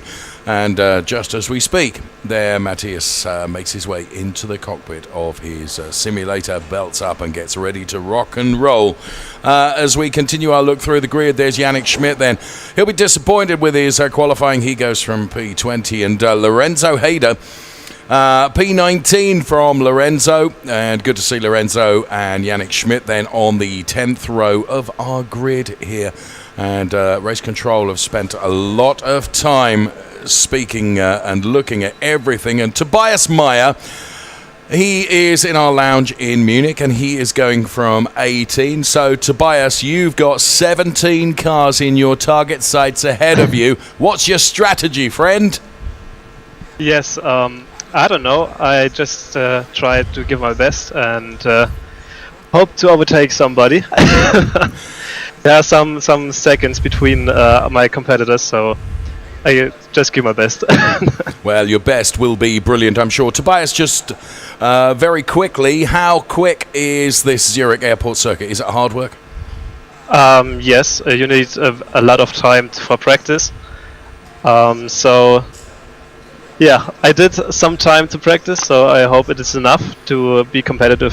Well done, Tobias. We look forward to seeing you in the race. Andreas Koch then goes from P17. He is in the Calm Lounge, as you can see. And the focus on Andreas's face then is such that you can see he is ready to do battle in this awesome race here to come from the Zurich Airport circuit. And big, big smile beaming from ear to ear, Andreas. That bodes well, doesn't it? Yes. I hope give a very good race for all. Have good lucks and a fair race, please. That's very humble of you. So Andreas there wishing all his competitors a good race as well. We wish you well, Andreas. So that is the 9th row of the grid. Then we find Fabian Meyer, who goes from Munich, and Ernestino Musacchio, who's here in Kemptal. He goes from P15. So that is the 8th row of our grid for the Zurich Airport Circuit. Valentin Georgiev, he goes from P14, and then Nico Farland then in Munich is going from P13. A thumbs up there for Nico Farland, as you can see, and Valentin is all smiles as well. So good luck to those two drivers. Now Yannick Pletcher, what a star he is. He's going from P12, as you can see, his final stages of preparation for Yannick Pletcher then, and we're not going to disturb him as he just focuses totally on what he's got to do in this race here at the Zurich Airport Circuit. And Yannick Pletcher is situated in our lounge in Zurich. Borja Zazo taking a comfort break before he gets into the car. He goes from P11. This grid, of course, after race control have looked at the knockout qualifying. Julian Machas Dalla Rosa. He goes from P10, so 5th row start for Julian Machas Dalla Rosa. He's in Munich, P10, and then Marcos Valverde, then we wait for the sweat headband to go on, which will form, of course, part of his driving uniform. There it is, as if by magic. He goes from P9, and he, of course, is in our lounge in Madrid. Now we get to the sharp end of the grid, if I can say that. David Seed then, who going into this race is going from P8, and Mikael Frey here in Kemptal, literally just 3 minutes ago, Mikael, as you and I passed each other in the lounge, you said, actually, Dave, I'm not absolutely sure where I'm starting. It's P7, Mikael. Yeah, I'm quite happy about this. I mean, it was an improvement from the knockout starting position. But yeah, I hope I will do better in the race. Well, you've got 6 cars in front of you, Mikael, that you've got to get by. We wish you the best of luck. Thank you. So Mikael Frey then, he goes from P7, following our interventions from race control, which now see Zero Zambra going from P6 and Guzman Miguel going through P5. Now, Guzman, I hope I'm pronouncing your name correctly, and if I'm not, please feel free to give me a slap about the face with a wet fish and tell me, how should I pronounce your name? Hi, hello. You're saying it well. Whoa. The good way is Guzman, but you can say whatever you want. Oh, thank you very much. Well, one thing I will say is you're an excellent driver, and you're going from P5. Podium a possibility for you? Hopefully yes. I will fight hard at the start and keep improving as the laps goes by. I don't really understand the penalization, but the penalty, but it's okay. We will fight. Racing drivers never understand penalties. That's curious, isn't it? We wish you the best of luck going from P5. Big smile from Guzman then. Thank you for talking to us. So Guzman and Ciro Zambra then going from the 3rd row of the grid. Now we find Sinan Demurbas and Tiziano Caponio. They are going from P3 and P4 respectively. Going to be danger drivers from the 2nd row of the grid, in my opinion. And Tiziano Caponio, what can you do from P3? P1 has got to be on your agenda, hasn't it? I mean, of course, P1 is always on the agenda, but with the pace of Sid and, of course, Zero, it's going to be really challenging. And yeah, I mean, I'll see what I'm going to be able to do. I'll try my best, and I just want to get into the top 5 today, to be honest. So yeah. Tiziano, you always deliver in terms of entertainment and great race action. We wish you the best of luck. Thank you for talking to us, Tiziano. Thank you. Thank you very much. So he's in our Zurich lounge then, and he goes from P3. And now, of course, we get to the front row of the grid, and it's Joshua Hader who is going from P2 now, following a penalty, obviously during the course of the deliberations after qualifying. He's in Kemptal. In Zurich is Thomas Herzog, and he, of course, is going from pole position. P1 for Thomas Herzog. Can he convert that into P1 in the race? We will see. Let's take a look at the fast facts right now of this wonderful Zurich Airport Circuit. Good luck to all the drivers.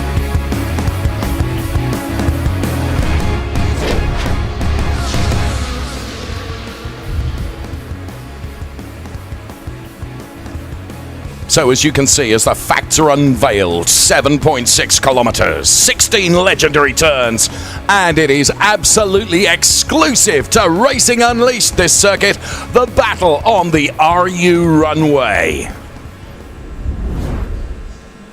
Coque Lopez left-hand side, Michael Smeedle on the right-hand side of the screen. Coque Lopez heads towards the checkered flag and takes the checkered flag with more than 5 seconds of margin.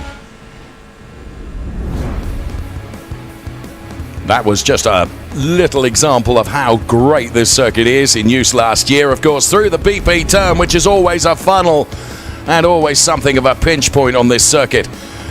Legendary turns like Ragazzoni.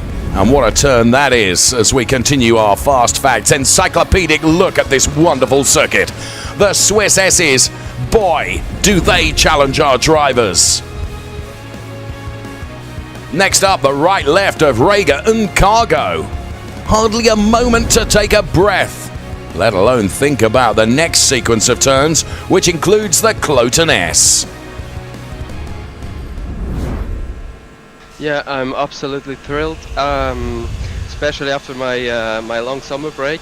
I missed the last 2 races, and yeah, it was pretty unexpected that I am on pole now. So yeah, let's look what I've got today. And here we go then. Hold on to everything that might be loose-fitting about your person as we go racing. This is Racing Unleashed. We're on board with Ciro Zambra then, who's under pressure right from the start of this race and losing out his P6 to P7 potentially here. You can see every driver jostling for position as they go into turn number 1.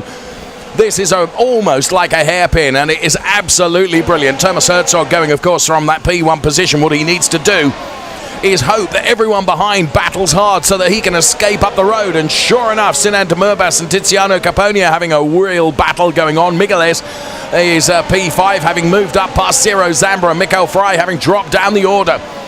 So already lots of positions being altered right at the start of this race. Some 15 laps of this hard, demanding 7-kilometer circuit to come, with Thomas Herzog leading. And sure enough, he is beginning to stretch his legs just a little bit as we cross a sector line. He's increased his margin to some 6/10. We're on board with Marcus Valverde, who is running P7 at the moment. He's got Mikkel Frey right up his trumpet behind him in P8, and Migueles is running in P6. Ahead of them, Ciro Zambra and Tiziano Caponio and Sinan Demurbas and Joshua Hader and Thomas Herzog. So Ciro Zambra, we continue to watch around the left-hander, and then we see the rest of the pack coming through the right-hander now. Quite a sweeping turn before you can really use the throttle. This is Nico Farland fighting with Yannick Schmidt then over the P13 position. Now Yannick Schmidt trying to close the door on Nico Farland, who sees the gap and goes for it. But of course, that puts him on the outside for the next turn. So, can Schmidt come back here? Well, Nico Farland absolutely stays with it and does the job. And he goes through. Yannick Pletcher has moved up to P10. And Nico Farland with just a little tap on the back of Julian Machas Dalla Rosa. So that sends Machas Dalla Rosa further down the order than he would like. And really unfortunate, innocent bystander in that. And well, Hader has picked up the lead of the race from Thomas Herzog, as you can see. Thomas Herzog relegated to P2, and it's Hader that is leading now. He is P1, and here comes Thomas Herzog trying to come back, as you heard. Really struggling over the summer break, and not struggling, but missing the racing action. He missed the last 2 rounds. And here is Thomas Herzog now, P2. What can he do to wrestle that P1 position back again from the hard-charging Joshua Hader then, who is running P1 and got that overtake done on Thomas Herzog very early on in the race ahead of Ciro Zambra. Then it's Migueles and Frey, and Seed is P6 with Yannick Pletcher P7, Nico Farland P8, and Lorenzo Hader with a very good performance up to P9. And Marcos Valverde is P10. They are your top 10 at the moment. And you can see that the top 2 drivers have really broken away from the rest of the pack here. We're on board with Sinan Demurbas then, who's running P11 at the moment with Marcus Valverde, the car that he wants to attack ahead as Fabian Meyer and Yannick Schmidt continue their fight. And Fabian Meyer puts himself ahead of Yannick Schmidt, and Next, going to be questioning Yannick Schmidt is going to be Borja Zazo. But he's some distance behind, as you can see, some 2.8 seconds. So, Fabian Meyer then, who is running in P14, Yannick Schmidt P13 at the moment. And here is Fabian Meyer. Smooth, super smooth in the controls and on the inputs. And whoa, a little exhale of breath there. You can see from Fabian Meyer, it's almost like he knows he's on the telly as we speak about him. So Fabian Meyer then, P14. David Sid having got past Mikael Fry. We can see from the graphics on the left-hand side of your screen. That means that David Sid is up to P5. Now, of course, bearing in mind the criticality when it comes to the Drivers' Championship points at the moment, David Sid is currently second to Ciro Zambra in terms of the points. So what he needs to do is get past Migueles ahead and then try and take the fight to Ciro Zambra. So is the championship really, really hots up with only one race in the championship left to come in the Challenger League, and that, of course, is Imola. We're on board with Ciro Zambra now, wide. And very, very, I thought he was going to have a punt around the outside then, but he managed to scrub the speed off with Thomas Herzog now under real pressure here from Ciro Zambra. Surely it's a question of when, not if, Ciro Zambra goes through. And just as we mentioned it, so he does. So Thomas Herzog relegated to P3. Ciro Zambra now up to P2. Needs to find some 2.25 seconds to get on terms with our race-leading driver. Here's Thomas Herzog then. He's part of the Ralph Muller Fit and Fast program, and it's really paid off for him. David Seed has got past Migueles, and he's up to P4. And there is David Seed now. He can just see the Thomas Herzog car. That is his focus. That is his target. And David Seed has got about a couple of seconds to make up before he's on terms with the car of Thomas Herzog. Nico Farland has got by Yannick Pletcher, and this is David Seed then. Trying to put in a series of quali laps almost, and here's Lorenzo Hayder well in the points in P9 with Sinan Demurbas ahead of him. Bear in mind, Sinan Demurbas is running P3 in the Drivers' Championship going into this round. Lorenzo Hayder is trying to encroach upon that position held at the moment as Fabian Meyer, we can see, running down there in P14 in with Yannick Schmidt, and Borja Zazo getting a little bit closer now to Fabian Meyer as just ahead of them. Big battle going on with Yannick Schmidt and Valentin Yurgiev as Yannick Schmidt wins out in that little battle and moves himself up into P12. And now Joshua Hayder has got some 1.7 seconds in the lead of this race. Here is Valentin then. Really working hard in the immense power of these Formula Hybrid X Evo 2022 cars, which takes some harnessing around this very difficult Zurich Airport circuit. So it's Hayder from Zambra, from Herzog, and here's Borja Zazo then, who has caught up with this little warring faction ahead of him. And what can Borja Zazo do from here? He's running P15 at the moment, and Hayder is being caught now by Ciro Zambra, just out of interest. The gap is down to 1.5 seconds. So Borja Zazo then, Fabian Meyer is the guy ahead, and then it's Valentin Yurgiev. And here's Fabian Meyer then. Super smooth, really, really a joy to watch Fabian Meyer inside the simulator, and also how all the inputs from that split shot transfer into how the car performs out there on the track. Nico Farland has moved up a place to P6, and Fabian Meyer is going to come under threat now from Borja Zazo. Borja Zazo is virtually welded to the back of Fabian Meyer, so he's got the pace. Where can he make the move? He dives to the inside. Racing room is left by Fabian Meyer, who of course will have the inside for the next turn, which is advantageous and means that he can hold on to that position just for the moment. But Borja Zazo, by keeping it around the outside, that gives him the inside for the next turn, and therefore Borja does go through on Fabian Meyer. A brilliant, well-executed overtake, to be fair. So Borja Zazo, you can see, quietly looks very happy with that overtake. However, Fabian Meyer is coming back here and puts his nose just ahead of Borja Zazo, and now we'll have the inside line. But Borja Zazo very late on the brakes and was able to keep the car on the track through that turn. So Fabian Meyer is denied the retaking of that position. Valentin Georgiev in the all-white car ahead of Borja Zazo. This is Ciro Zambra, who sets the fastest lap now of a 2:03.314. And just the battle at the front, as you can see from the graphics on the left-hand side of your screen, it's down to 9 tenths now between Hayder and Zambra. So Zambra is getting closer. Fabian Meyer, P15. It's Zambra P2, Hayder P1. David Seed, very close now to Thomas Herzog, within 8 tenths of Thomas Herzog.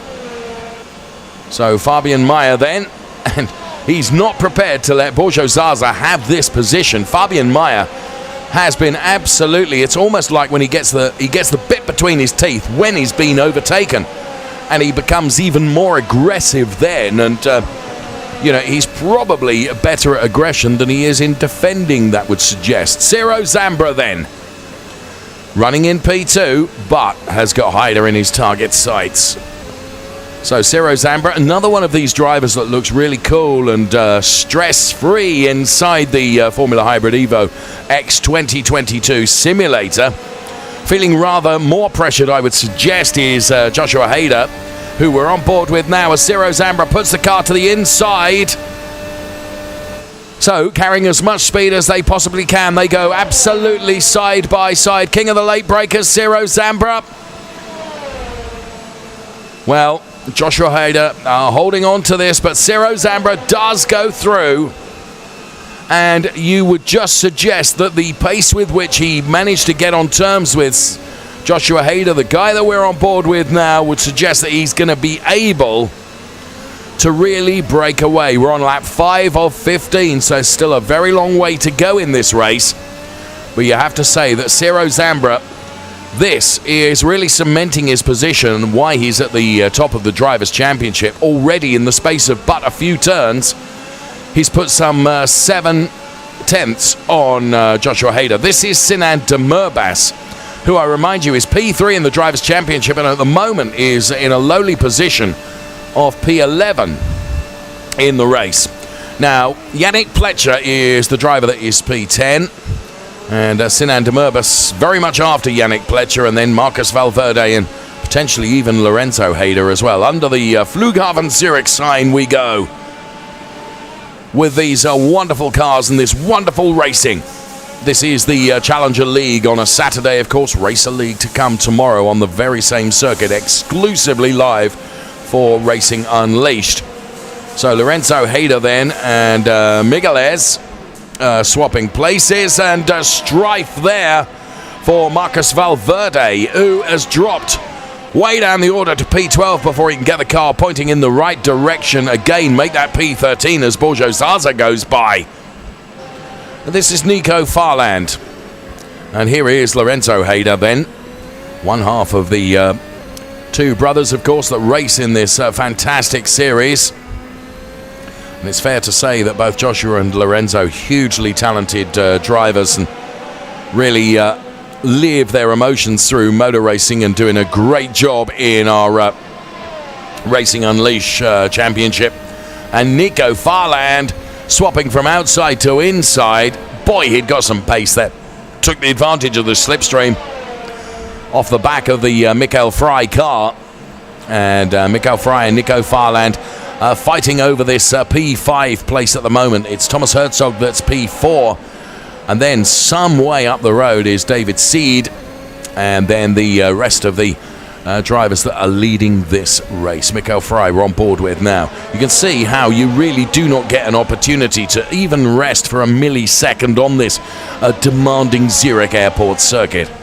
Ciro Zambra sets the fastest lap at 2:03.211. Well, of course, he's got completely clear tarmac ahead of him, and you will recall it was only but a few moments ago we were talking you through the overtake of Ciro Zambra on Joshua Hayder, and since that overtake, he has stretched his margin to some 1.394 seconds. Great driving from Joshua Hayder, even greater driving from Ciro Zambra. And David Seed, of course, who's running in P3 and is P2 in the Drivers' Championship, may I remind you, is trying to get on terms with Hayder. This is Nico Farland then, P5 currently for Nico Farland. And he can see very much the Thomas Herzog car ahead of him as Lorenzo Hayder gets by Mikael Frey to pick up P6. And Nico Farland now is lining up Thomas Herzog. Where is he going to make his move? He goes to the outside. It's a long way around the outside. Then tries to put a slingshot to the inside, but he was too far wide of the track to be able to do that over the bumps. And you can really see how undulating this circuit can be in certain places. The Zurich Airport circuit. And what Nico Farland can ill afford to do is take his time in overtaking Thomas Herzog, because if he does, he all of a sudden will be under threat and pressure from Lorenzo Hayder, who, as we speak, is about right on his gearbox. So we're on board with Thomas Herzog, and you can see how Nico Farland dives to the outside. It's a long way around the outside, but if he can remain in this position, it'll give him the inside for the next turn. And he then tries to make the car a bit wide, and into the battle comes Lorenzo Hayder as well. So Nico Farland goes through. Thomas Herzog now relegated to P5, and Nico Farland is now in P4 with Lorenzo Hayder and Mikael Frey, and almost Yannick Pletcher involved in that as well. Brilliant stuff going on here. Loving this racing from our Challenger League drivers. About half distance in this race as Nico Farland now comes under revised pressure, if you will, from Thomas Herzog, who's getting the hurry up and wants this position back again. He's probably being propelled into this somewhat by Lorenzo Hayder, who's breathing down the back of his neck. So under braking then into the left-hander. Here is Sinan Demirbaş. He's involved in his own little battle here. P9 at the moment for Sinan Demirbaş, who desperately needs to put points on the board before going into Imola, of course. Ciro Zambra leading by 1.5 seconds. Here's Sinan Demirbaş then fighting with Yannick Pletcher. Yannick Pletcher, who's had podium here in Racing Unleashed in 2022, is undoubtedly a rising young talent. There's no question about that. Sinan Demirbaş, Yannick Schmidt and Yannick Pletcher all in this fight for P8. And here is Yannick Schmidt then. You can see just how much force he puts through the braking pedal when he brakes. And we often talk about determination on the drivers' faces, and none more so than on Yannick Schmidt, who of course is under pressure from Migueles, who's right behind him as well.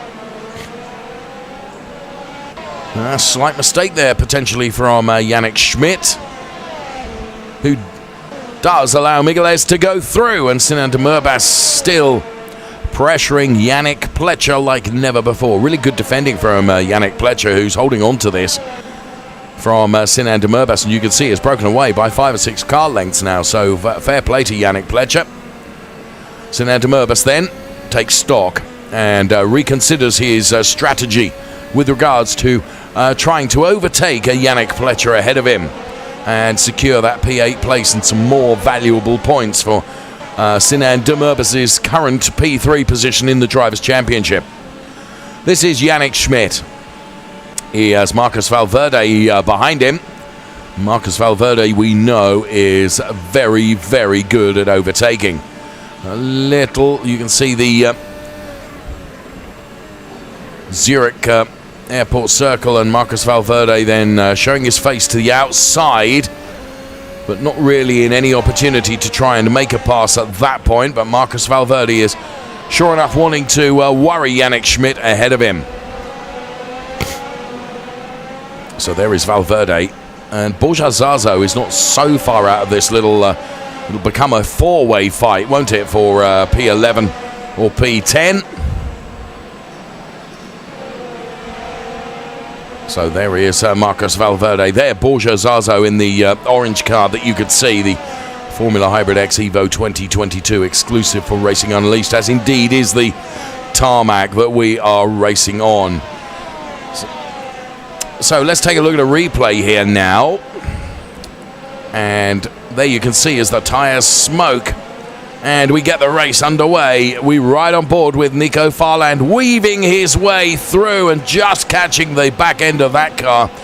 And once again, there's going to be plenty for race control to take a look at in the opening few turns of this. And Borja Zazo with a real heavy hit on the back there, and Nico Farland also. I remember we saw that live, didn't we, with Nico Farland, and you can see as two become one, and actually they don't, as Guzman Migueles able to take advantage. Very good avoidance by Migueles. I mean, they fell in his favor, to be honest with you, and Sinan Demirbaş also involved in some strife as well. So good to see that as we go back to the live pictures now with 5 laps remaining of this race from the Zurich Airport circuit, with Ciro Zambra leading. And here is Ciro Zambra then with completely clear tarmac ahead of him. Underneath the Flughafen Zurich sign goes Ciro Zambra. You can see how he's keeping 2 tyres or 2 wheels within the white lines, which is the absolute necessity to not start having race control, looking at whether you're exceeding the track limits and trying to get slingshots on certain turns. So 2.46 seconds to the good over Joshua Hader. David Sid is P3, Nico Farland P4, then it's Lorenzo Hader with a very good P5. From Thomas Herzog, Mikko Frey, Yannick Pletcher, Sinan Demirbaş and Migueles running in P10. They are your top 10 for you. We are on lap 10 of 15 of this race here from the Zurich Airport circuit. Bringing you all the action live from Racing Unleashed as all our lounges come together with our competitors situated all over Europe to bring you this awesome racing series, which in this particular race, it's Ciro Zambra that is leading. Marcus Valverde then, with Migueles ahead, and Yannick Pletcher P8 with Mikko Frey now P7, and Thomas Herzog, who finds himself in P6. You will recall started the race in and on pole position, as Marcus Valverde then tries to line up that all-yellow Migueles car. Let's go on board with Marcus Valverde now. This is one of the faster parts of the circuit. You can see do not absolutely lift for that left-hander, but certainly do for the right-hander, as Marcus Valverde carries so much speed through there. He's got so much grip available to him. Brilliant driving from Marcus Valverde. So he now finds himself in P10, and Borja Zazo has just done Migueles and Schmidt at the same time to find himself in P11. So he'll be chasing down Marcus Valverde now. So great driving coming from Borja Zazo then, although some of his moves right at the start of the race, undoubtedly following the replay of the start, will be under investigation from our race control team. This is Julian Machas de la Rosa, currently running in P14. Down through the gearbox you can see and hear then into second gear, up into third, building the speed, fourth, fifth. And great to be on board with Julian Machas de la Rosa then running in P14 with Yannick Schmidt ahead of him. Ciro Zambra's extended his margin at the front to 2.9 seconds. So Zambra from Hader, from Seed, from Farland, from Hader, Herzog, Frey, Demirbaş, Pletcher, and Marcus Valverde. Can Borja Zazo get himself into the points? And here is Yannick Pletcher then. And Yannick Pletcher has just been utterly solid in his position and not prepared to let anyone overtake him. And in fairness, Yannick Pletcher is getting a little bit closer to Sinan Demirbaş now. So what can Yannick find to elevate himself from P9 to P8?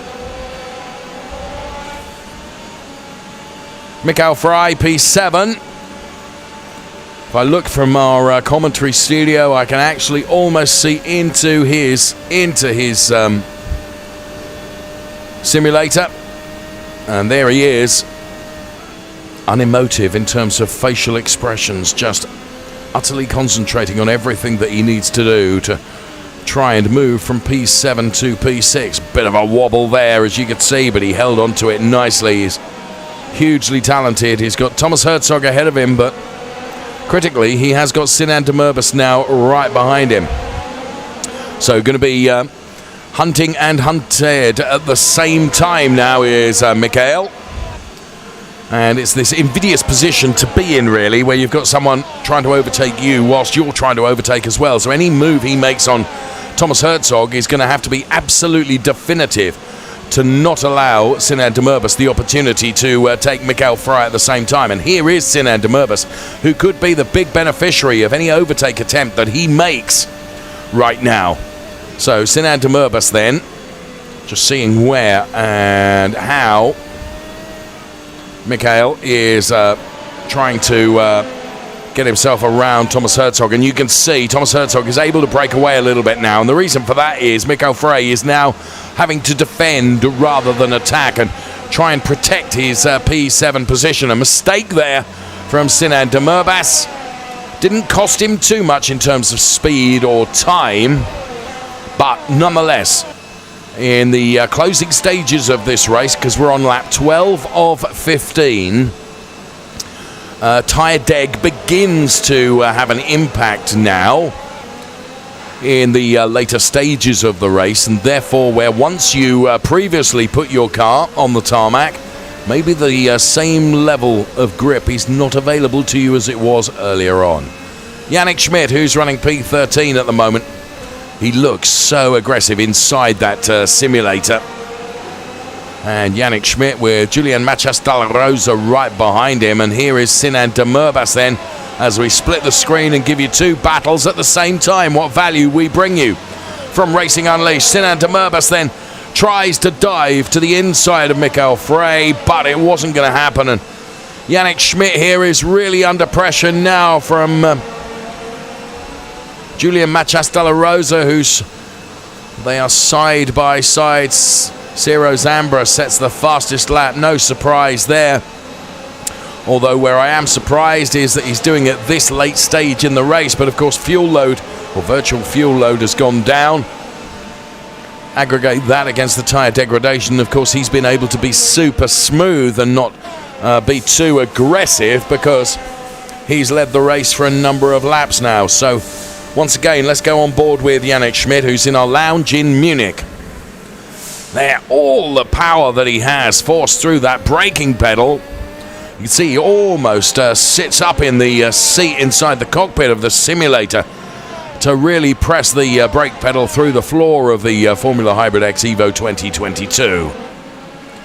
So Marcus Valverde does get by Yannick Pletcher. He's moved up into P9. That relegates Yannick Pletcher to P10. And this is Sinan Demerbus. P8.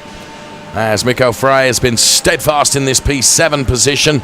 Equally, he's not been able to attack Thomas Herzog ahead of him. And here comes Sinan Demerbus now with a good carry of speed here, but where it's difficult to overtake at some points of this Zurich Airport circuit. You have to be pinpoint accurate in terms of where you're going to make your move, and Sinan will not like the fact that Marcus Valverde is getting ever closer.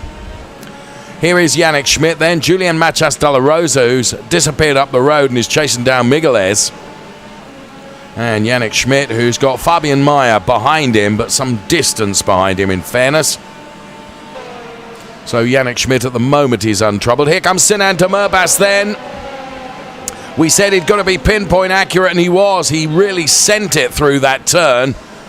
And Mikael Frey was almost unable, well, he was certainly unable to defend against it. And as I mentioned, Valverde is going to have a go as well. So as Mikael Frey becomes unsettled to the tune of Sinan Demerbus, so Marcus Valverde is having an attempt as well. And all of a sudden, under real pressure, becomes Thomas Herzog. So Sinan Demerbus can see this P6 potential.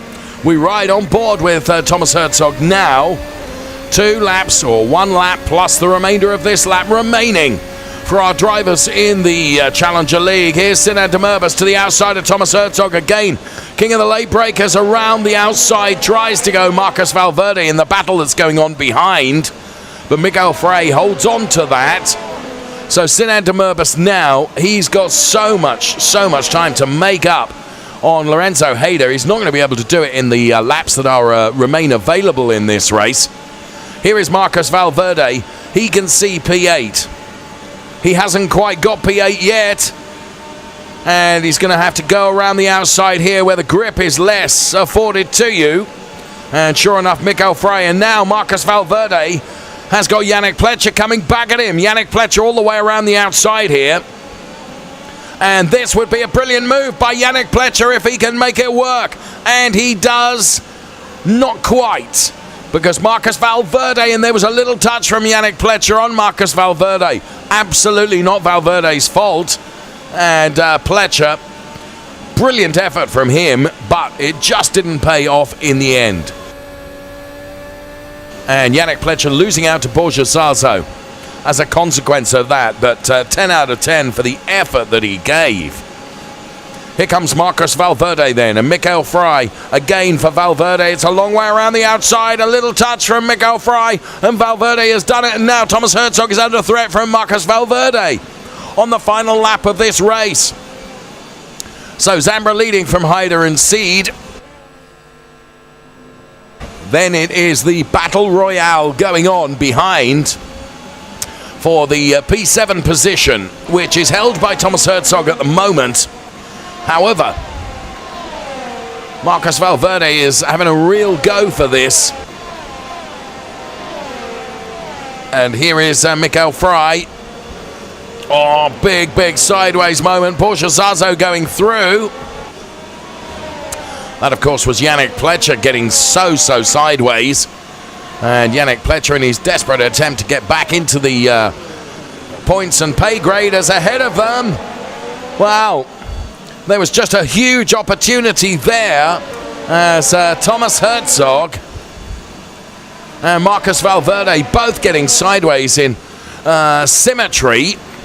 So that changes the order to Sinan Demerbus, Mikko Frey, Marcus Valverde, Borja Zazo and Yannick Pletcher back into the top 10 then, with Thomas Herzog now relegated to P11. So on this final lap, Ciro Zambra has got surely nothing to worry about. He's got 4.6 seconds to the good ahead of Joshua Hader and David Seed. Meantime, everywhere else, including Borja Zazo and Yannick Schmidt moving back up the order again. And here is Ciro Zambra then, who has been utterly faultless and has driven really well. Once he'd got his nose in front, you could just see that he banked a load of quali laps to build up that comfort margin over Joshua Hader. And 4.7 seconds. He's heading towards the circle. And, of course, to the start-finish line with a virtual checkered flag will fall on Ciro Zambra. P1. Joshua Hader, P2. Then it will be David Seed, P3. And there is Joshua Hader, a very good effort from Joshua Hader. Nico Farland then finishing in P4. David Seed finishing P3. There's Lorenzo Hader, which is a brilliant drive. And there is David Seed. The drivers now having completed all the racing laps, with the exception of Fabian Mayer and Valentin Georgiev, who are just crossing the timing line as we speak, and Tiziano Caponio, etc. Ciro Zambra, provisionally our race winner. I say provisionally because, of course, so that's going to be 138 points for Ciro Zambra and 126 for David Seed, if our calculations are correct. So Ciro Zambra. There is Tiziano Caponio then, P17. Going to be bitterly disappointed with that. So cars slowing down then. And as I said, everything that we can say is, of course, provisional until such time as the race direction team take a look at absolutely everything. And in fairness, certainly right in the first opening lap, there was plenty to take a look at, to be honest with you. But that is always the case here at this exclusive Zurich Airport circuit, where you come through the circle and then into that funnel of turns. And there is Mr. Hader then. Exhale of breath. And you can see the beads of sweat running down the face. It's been a hard and demanding race. And Joshua and Lorenzo Hayder both having performed so well in that race. The two brothers doing very, very good work indeed. So great images that we are able to bring you live from our lounges. And we are here from Kemptal. And you can see how that simulator really does move and recreate every bump across the track. Just see sitting at the table there on the right-hand side of your picture is Mikael Smedel, who of course has been successful in the Racer League and has sealed the deal in terms of the championship. You can see him there texting on his phone, having enjoyed all the race action to come from the Challenger League. And Christoph Holstein right in the middle of the picture now. Christoph, turn around, please. No, he's not going to. Not listed. There he is. So there is Christoph. There is Mikael then. He's finished texting. And big smiles, of course. And there you can see his fellow countrymen as well. Of course, they travel from the Czech Republic to take part in the excellent Racing Unleashed program and series, and Mikael having done such a good job. So we take the images from our various lounges as Race Control set about the extraordinary work that they have to do now, taking a look at everything. And there they are, with right in the middle of your picture is Carl Wendlinger, the driver ambassador for Racing Unleashed, who sees everything from a driver's eye perspective as well, and therefore is able to offer his years and years of racing and hugely successful racing experience to the Race Control Board in terms of any decisions that they may make. So the result, as we've seen the drivers across the line, remains provisional until they basically sign off and say, yeah, we're happy with everything, whether any penalties have to be awarded or not. So double level of simulators here in Kemptal, as you can see. The pit wall and race control building is situated on the ground floor, and our comm studio is situated on the top floor. And there you can see our, at the moment, provisional race winner looking very, very happy indeed, and rightly so, having done a very good job. The pace towards the end of the race, as Mikko Fry then jumps out of his simulator, you can see that there live, and takes a look over the balcony at Race Control, and there is David Seed. And David Seed, then another driver, awesomely talented, and of course he won't have banked quite as many points as he would have liked to have done today, but we will see, because nothing is finished until we have absolute confirmation of the results from everyone in terms of Race Control. So that's why we have pauses, and that's Yannick Pletcher in his all-new blue t-shirt, as you can see, bright blue. That is, and preferring shorts and orange trainers. Just giving you the complete rundown of Yannick Pletcher's fashion example to us all there. And there is just one half of the Hayder brothers then, who's just very patiently sitting inside the cockpit of his simulator here in Kemptal, with that lovely Mercedes-Benz right behind him there. So we will see. The Race Control team are continuing their deliberations, and as soon as we can bring you the confirmed classification, of course we will do that. Meantime, as you can see, they're taking a look at frame by frame everything that they feel that they need to look at, if there's any contention whatsoever. And as I say, most of the contentions issued, I would have said, came right at the start of the race, because it's very, very tricky. Particularly on this Zurich Airport circuit, where space is not at a premium after the start-finish straight, which isn't a straight. So, lots of handshakes. And you can see that our drivers in the Racer League who come and support and enjoy the Challenger League at the same time. We can take a look at some replays now of some of the action that we saw in that race, and this is Marcus Valverde then. Quick on his steering inputs there. And unfortunately, the back end of the car gave up just when he really needed it not to give up. This is Valentin Georgiev. And from being on board, you could see a pirouette slide from two drivers together there as Marcus Valverde involved in the thick of the action for much of that race. Brilliant that we can bring you these replays. And they are just some of the things that are being looked at as we speak. So, as I mentioned there, you can see Wojciech Polesny, who's sat down there quietly in our lounge in Zurich, and here our race control team continuing their deliberations and discussions.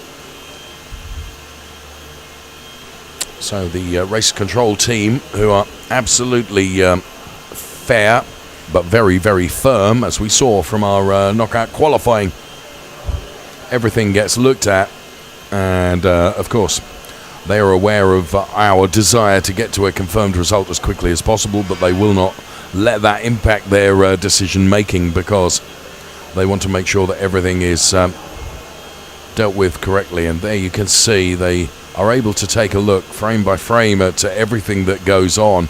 And they have not only the our broadcast pictures available to them, but lots of other pictures as well. And of course, lots and lots of other information as well, including data. And we are being told that Ciro Zambra, who crossed the line P1, may not be classified as P1. And this is our provisional podium, with Joshua Hader, who would be elevated to P1, David Sid P2, and Ciro Zambra P3. Now, that would make some significant difference in terms of the Drivers' Championship for Ciro Zambra and David Seed, because going into this race, there was 2 points difference between them, and that was in the favour of Ciro Zambra. So David Seed was 2 points behind, running in P2. So that would be our, that we think is our provisional podium. We will see once we get confirmation. We're told now it is confirmed. That podium is confirmed. So there we have it then. Joshua Hader then finds himself with the race win, and he will feel there's some justice there, given that he was penalised from the knockout qualifying. So we find ourselves, and that's why the race direction team take it so seriously. Absolutely really fair, firm but fair in making sure that all the decisions they make are the right decisions. So there you can see they continue to look at everything. So we brought you the virtual podium, which we are told is now confirmed, and that means the real podiums will be got underway in the appropriate lounges in due course. And just as soon as all the classification has been confirmed, we will of course bring that to you, but we await for some of the other positions that may be in question as well. So you join us in the tense moments at the end of the race when everything is looked at, and there you can see there's lots and lots of drivers awaiting the decisions, and that right in the centre of the screen is the fashion icon that is Yannick Pletcher that I mentioned just a few moments ago. There you can see he's having discussions there,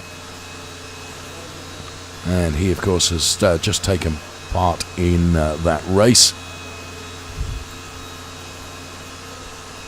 Lots of dialogue going on, and the dialogue continues in each and every one of the lounges following that race.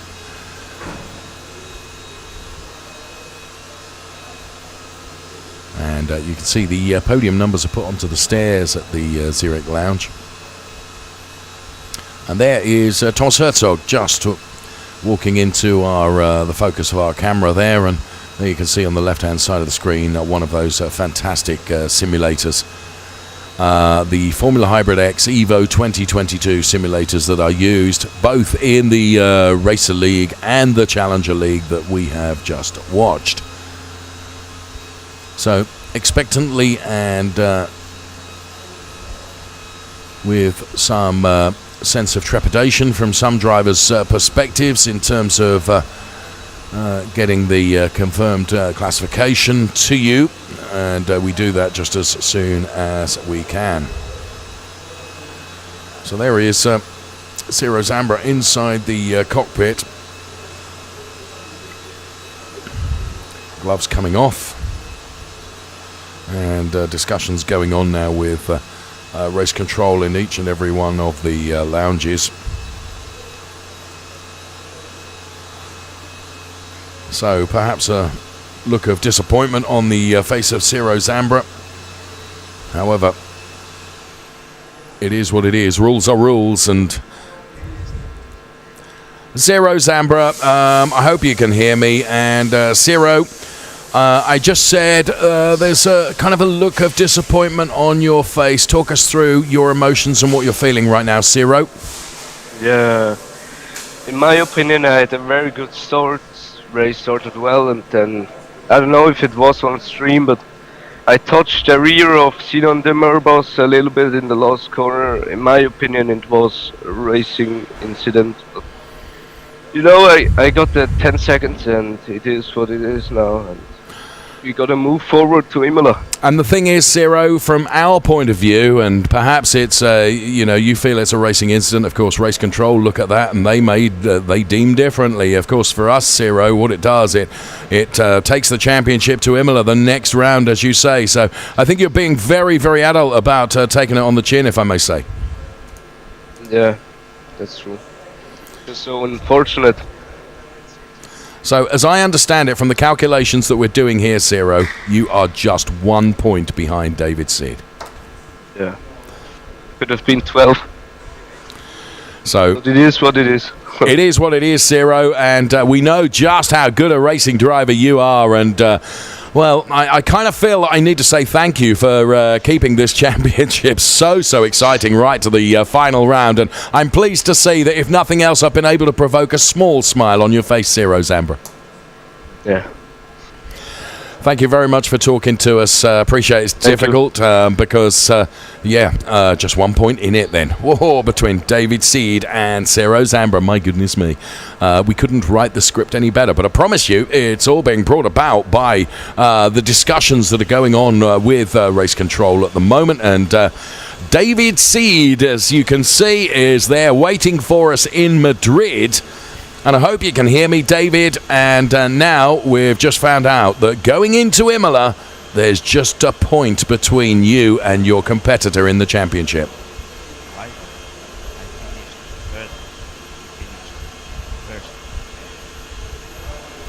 So, David, you're not abreast of all the information that's going on, but as we say at the moment, the calculations are suggesting that going into Imola, there's going to be 1 point between you two, which means for us, great news, because, of course, the championship is going to go all the way to Imola and going to be really, really exciting. And David, today, if I may say so, let's take a look at the knockout qualifying. Let's take a look at the race. You did everything that you could, and of course it just proves how competitive this championship is between all of you drivers, doesn't it? Yes, today I didn't have a very good race pace. I don't know the final position, but I think Ciro deserves this win, and if he wins the championship, it will be good for me and for him, because I think we are the two best drivers in the grid, and he deserves it. Well, do you know what? That's so humble of you to say that, but I can tell you and I can confirm to you, David, that Ciro has been penalised, so that benefits you, but that takes nothing away from your very, very humble nature and the way you said that in your opinion he deserves it, but race control have viewed it very differently, David. Well, I don't know, obviously with a difference of 1 point the show would be good, but it's not good for me. I obviously want to win it, and with a difference of 1 point anything can happen. Well, we look forward to Imola, and David, thank you very much for talking to us, and hopefully I've brought you up to speed in terms of the positions at the moment, so What a very, very humble and gentleman David Seed is then, as he talks to us from Madrid. And we were able to break the news to him that Ciro has been penalised, which obviously plays to the advantage of David Seed. But as he was saying, he didn't want to take that benefit necessarily. However, someone that deserves the benefit, in my opinion, and has driven like a demon today is Joshua Hader. Joshua, well done, friend. You must be delighted with the end result. Thank you. First of all, nice to hear you here on my ears for the first time on my podium, and it's unbelievable to win this race. It's a nice present in the end, but maybe not the result I hoped for, the win I hoped for, because my pace was not like this pace from Ciro, but in the end, on the paper, I win the race, and I think it's a good day today. Joshua, you got to say a win is a win, whether you won it on the track or whether you won it after all the deliberations of race control. And thank you for your kind words about me. I'm delighted to be back with you guys. But also, Lorenzo, your brother, did a very good job today, Joshua. I think today is a big team Hader day. From P18 to P5, it's an unbelievable result. I just saw it on the timetable. 5 rounds before the end, 5 laps, and wow! I just hoped he can reach it in the end, but and he reached it. So for me, P1, for him, P5. I think we have to go out for a drink today. I think you might be right, and I think you deserve that. Well done, Joshua Hader, and thank you for talking to us. Joshua and Lorenzo, both absolute stars and awesome racing drivers and great characters as well, and really good fun. So Joshua was saying then, he was very honest that he didn't have the race pace that he wanted, but let's get the podium ceremony underway then, the live podiums that are conducted in all of our lounges then. So here then, taking P3, and medal is about to be awarded by race control, as you can see. And wow, what a great job in terms of driving the entertainment value for us and sending it to Imola. So looking forward to that now in this wonderful Challenger League competition. So well done. There's P3 that has been awarded, and you can see and you can understand perhaps not what Ciro expected or wanted, but it is what it is, and everything is done for the right reasons. And we await David Seed then, who will be appearing in front of the Racing Unleashed board that you can see there for his podium. And right on cue, here comes David Seed. What a truly humble young man, I have to say, as he collects his award. Well done, David Seed. And we very much look forward to seeing the race for the championship taken all the way to Imola. Congratulations to David Seed, then P2. And then, of course, right to the top step of the podium, to the left-hand side of my studio here. Here comes our race winner then, who receives the handshake and receives the medal. And the Hader family always celebrate in fine style. And many, many congratulations to Joshua Hader then, who takes the race win. Absolutely brilliant stuff. That's the way it looks. Confirmation then, as our podiums are delivered in all the respective lounges necessary that celebrate our top 3 drivers. And there you can see it yourself in high-speed replay, Joshua. That's how good you look on TV and how good you look inside a racing car. My goodness me. The Hader brothers, P1 and P5 today then. As Joshua said, it's worthy of a cup of coffee. Don't forget the grand final, which will be in Imola. For the Challenger League, all the action starts at 10:50 on the 12th of November.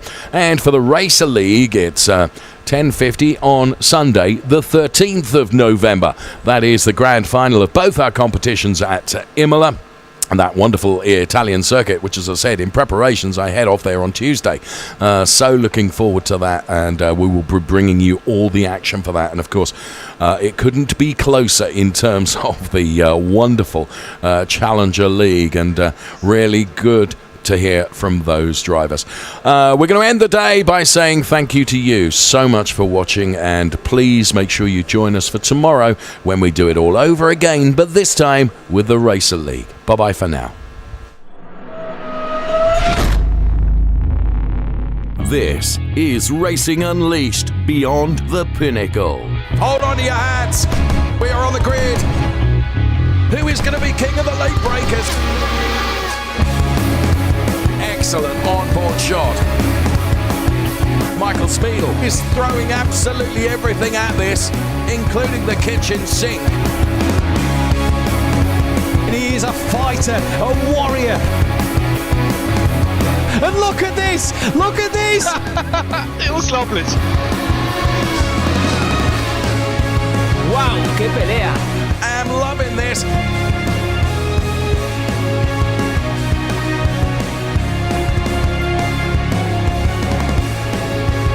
Take your hat off and give him a bow. He's already in the lead, and now he can sail off into the sunset. This is Racing Unleashed.